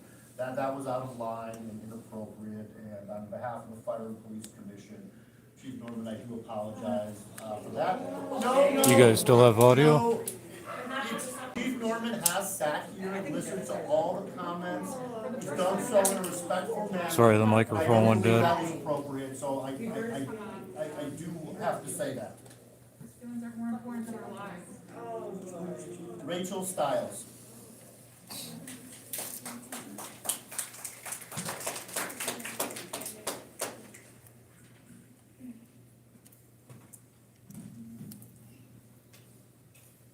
Hello. I thank you for hearing us. I will keep this short as a concerned Milwaukee resident. I just want to read out loud 3 separate factual sentences so that you can hear them together and you really hear them because it's important. And feel free to draw your own conclusions. 1. The IOF openly uses a surveillance technology nicknamed Daddy's Home, which uses heat signatures to identify when specific targets have arrived home in order to send drone weapons to their homes and murder entire families. Can you still hear? deemed terrorists. The microphone went 2. down. Chief Norman traveled to Israel to participate in counter-terrorism training. 3. Both the Milwaukee Police Department and the County Sheriff's Department have been aggressively pushing to implement AI facial recognition technology in their policing practices. The people in this room are imploring you to take a firm stance, banning both training involving Israel and the use of facial recognition technology because they are connected, regardless of whatever we are being told. Thank you.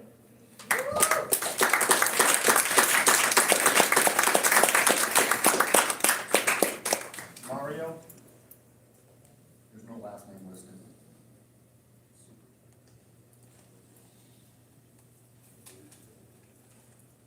Elsa?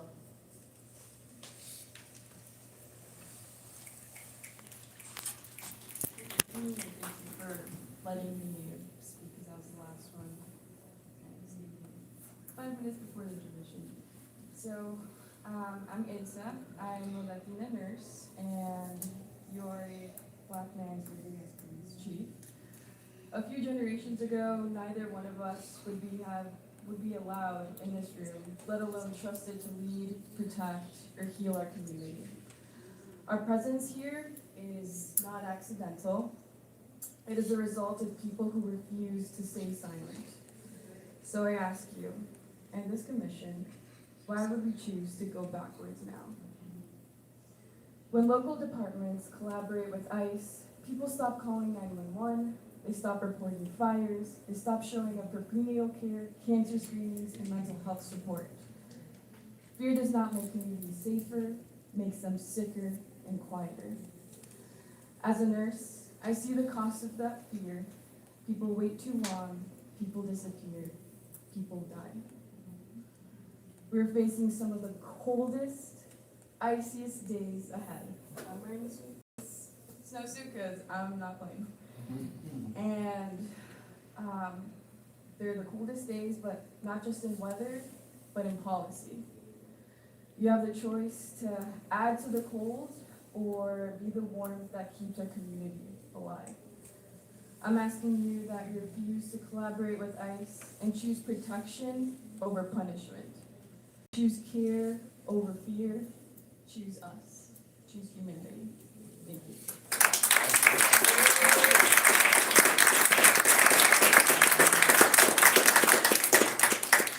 Is there a Mario here? Bridget, is there anyone available or online appearing virtually for public comment? Yes, first we have Julie, who is first with us, and then followed by Lo. Good evening. Can you still hear? Good evening. Thank you. I will try to keep the level of politeness that apparently, in addition to being a tenet of white supremacy culture, this commission requires. When I retired, I chose to move to Milwaukee County. Easy access to what I used to think was a phenomenal city. Instead, I discovered that it's a city of racist surveillance and complicity with oppression. The chief of police went to the genocidal apartheid Zionist regime they call Israel in occupied Palestine to train with the cowardly, racist, genocidal occupation forces. This is absolutely horrifying. There can be no trust when the police department, the chief of police, is committed to training for more deadly fascist policing. He went to the genocidal apartheid Zionist regime to learn their murderous tactics of oppression and abuse that we can all see on our phones 24/7 for the last 2+ years. More, but the Great Awakening in October 2023. This is a betrayal of the public trust. This is an alarming escalation at a time when the community has made it abundantly clear that we are against these brutalities. This dangerous practice of training exchanges has to stop. What a disgusting, shameful embarrassment. Failed leadership on every level. The horrors going on are all connected. For the police chief to make the conscious choice to participate in this evil is repulsive. Please do everything in your power to stop this disgraceful collaboration. Freedom for all people, free Palestine. It's all connected. Thank you.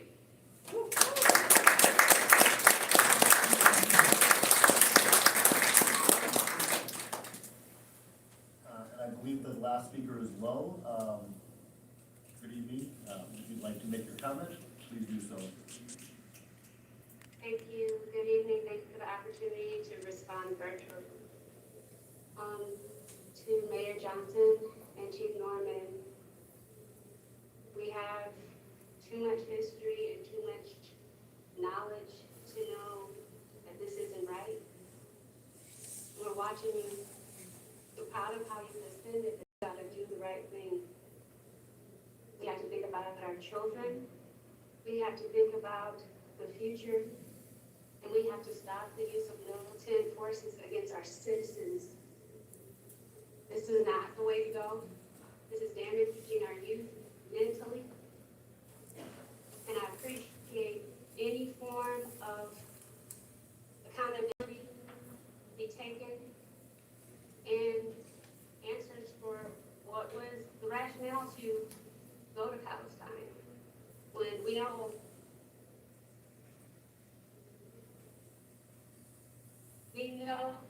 what's happening over there and continues to happen and has continued to happen in this country. The only thing that's different is now it's happening to more people than it used to. I appreciate your time. You have to stop. Stop.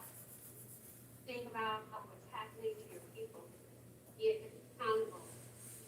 You got there, do the work you know you're supposed to do. Thank you.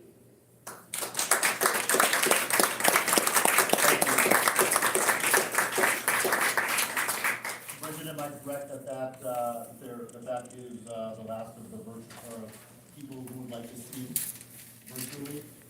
That is correct, Director. So there's no further, That's correct. there being no further public comment, this concludes the public comment portion of the meeting. Director, please proceed with the agenda. I will now read the items on the consent agenda. After I do so, any commissioner may remove any item from the regular agenda for discussion or appropriate action. Items not removed may be adopted by general consent without debate.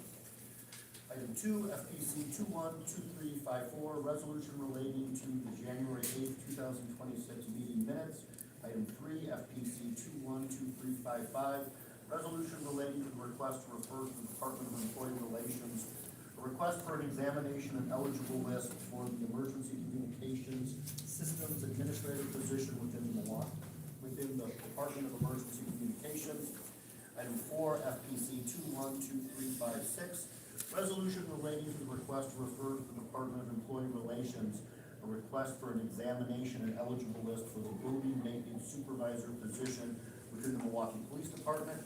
Item 5, FPC 212357, resolution relating to the request to refer to the Department of Employee Relations, a request for an examination and eligible list for the HVAC maintenance technician 3 position within the Milwaukee Police Department. Item 6, FPC 212358, resolution relating to the Emergency Communications Systems Administrator Job Announcement Bulletin for the Department of Emergency Communications. Item 7, FPC 212359, resolution relating to the Emergency Vehicle Mechanic 3 Job Announcement Bulletin for the Milwaukee Fire Department. Item 8, resolution relating to the Building Maintenance Supervisor Job Announcement Bulletin for the Milwaukee Police Department. Item 9, FPC 212361, resolution relating to the HVAC Maintenance Supervisor Job Announcement Bulletin for the Milwaukee Police Department. Item 10, FPC 212362, resolution relating to the Police Forensic Services Manager Job Announcement Bulletin for the Milwaukee Police Department. Item 11, FPC 212363, resolution relating to the Forensic Print Examiner 1 Job Announcement Bulletin for the Milwaukee Police Department. Item 12, FPC 212364, resolution relating to the Emergency Communications Information Systems and Technology Manager eligible list for the Department of Emergency Communications. Item 13, FPC 212365, resolution relating to the Youth Fleet Apprentice eligible list for the Milwaukee Fire Department. And item 14, FPC 212366, resolution relating to the Video Systems Specialist eligible list for the Milwaukee Police Department. This concludes the consent agenda. Would any of the commissioners like to remove any of these items from the consent agenda to the regular agenda? If there are no objections, the items on the consent agenda will be adopted by general consent. Are there any objections? Hearing no objections, these items are adopted. Director, please proceed with the agenda. I will now read the items under new business, starting with item 15, FPC 212373, communication relating to the process for Fire and Police Commission policy recommendations to the Milwaukee Fire and Police Departments and or Milwaukee County Council. For this item, Madam Chair, Deputy Director Jay Cusick has prepared a report. You can briefly summarize it. Sure. Thank you. So we thought it was important, as you can see, there's a lot of interest in policy and this board having an effect on policy. It's been a couple of years, almost 3 years now, since Act 12. And I think we believe that it's important to formalize a process for this board to have some influence on policy and to make recommendations to modify, suspend, or change policy in some way to the departments that the board supervises, as well as to the common council. So the memorandum that you all have, and I believe that it's public facing in Legistar, briefly outlines the process that kind of is broken down into 4 phases. The first would be just an issue coming to the board's attention. That could be by any number of ways. Should be fairly flexible. Could be a commissioner having an issue. Could be a department bringing a policy issue to us. Could be the public raising a significant issue. But in some form or fashion, an issue gets raised. If the board agrees that they want to look into it, they'll then conduct information gathering, hear from the department that is making the policy or changing the policy, hearing from the public about that policy, bringing in experts potentially to provide information that's objective and academic about any policy changes. Again, this is a flexible process. The commission can do what it feels is right in terms of what kinds of information to bring in, and that process can go on until the board is satisfied that it has enough outside information to make an informed decision.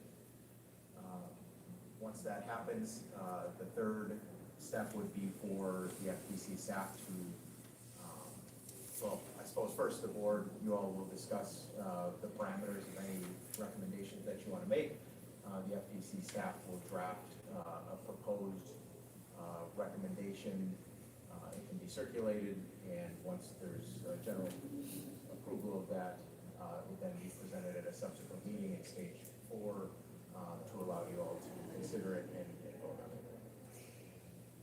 And if it ultimately is approved, it would then be forwarded to the department and to or potentially to the county council.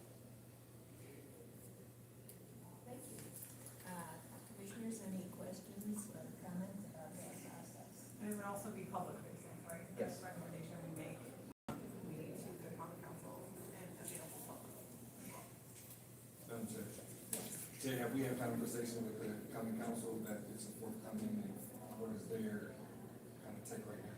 So we have not at this point. I think the idea here is for you all to think about, to read this memo, to think about it, and if this is something that looks good, I think those conversations will be.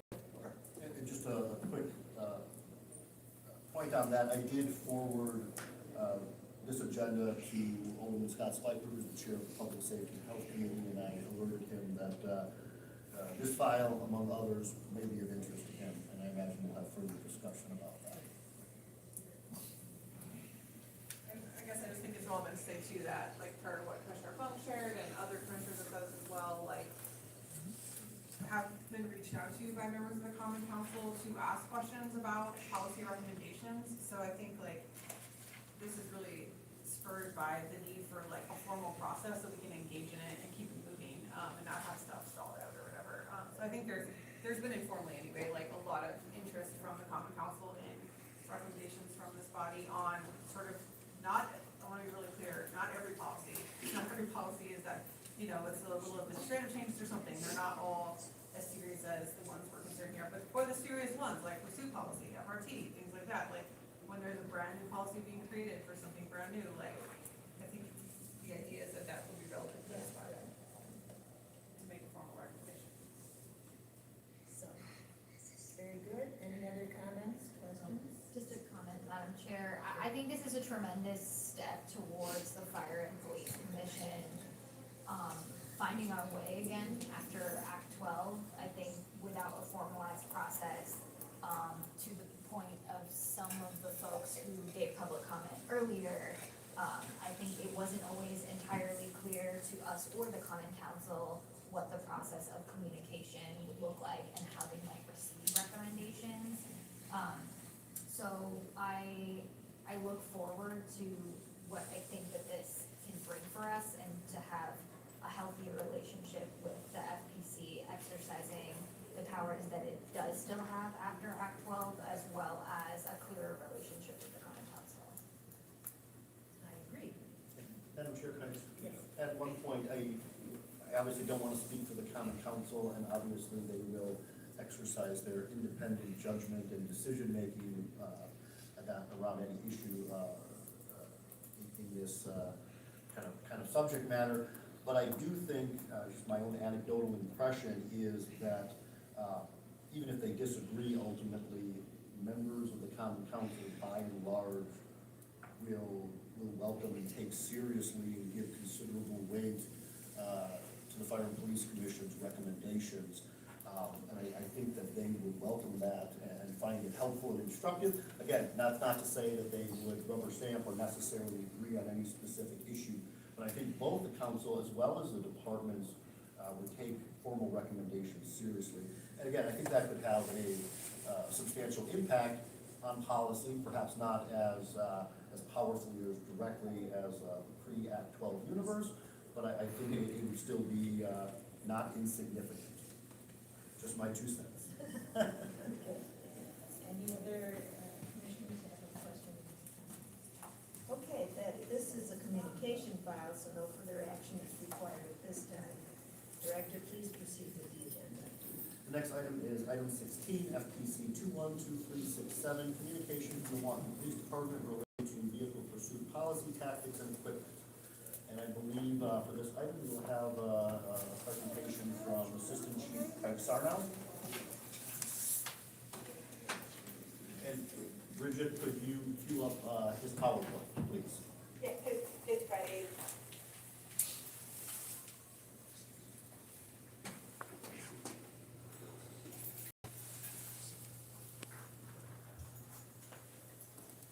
And welcome Chief Norman as well. Good evening. Thank you for your patience. No problem. Good evening.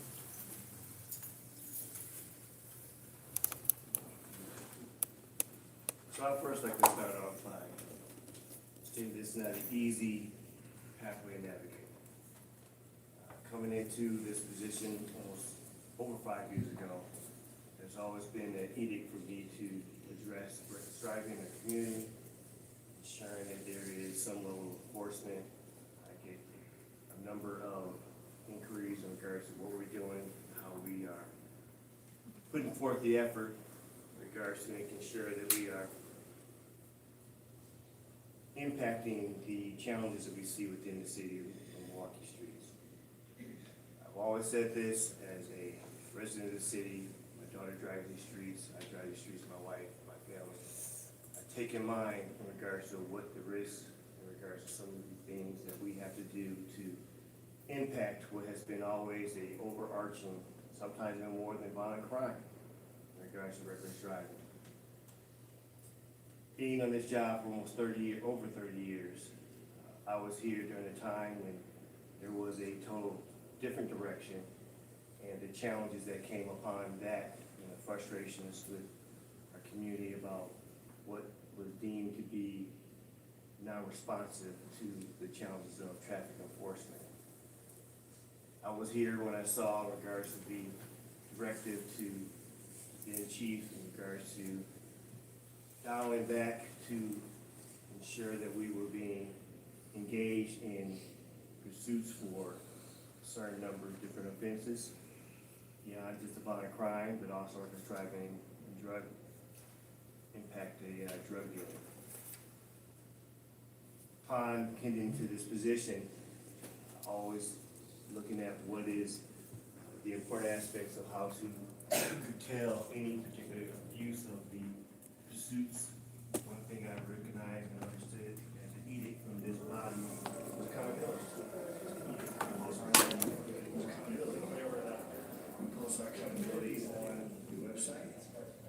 If anybody would compare what, under this administration, I'm gonna wrap it up. the prior past, are handling those who abuse. Didn't expect it to be a 3-hour live stream plus. Have a good one.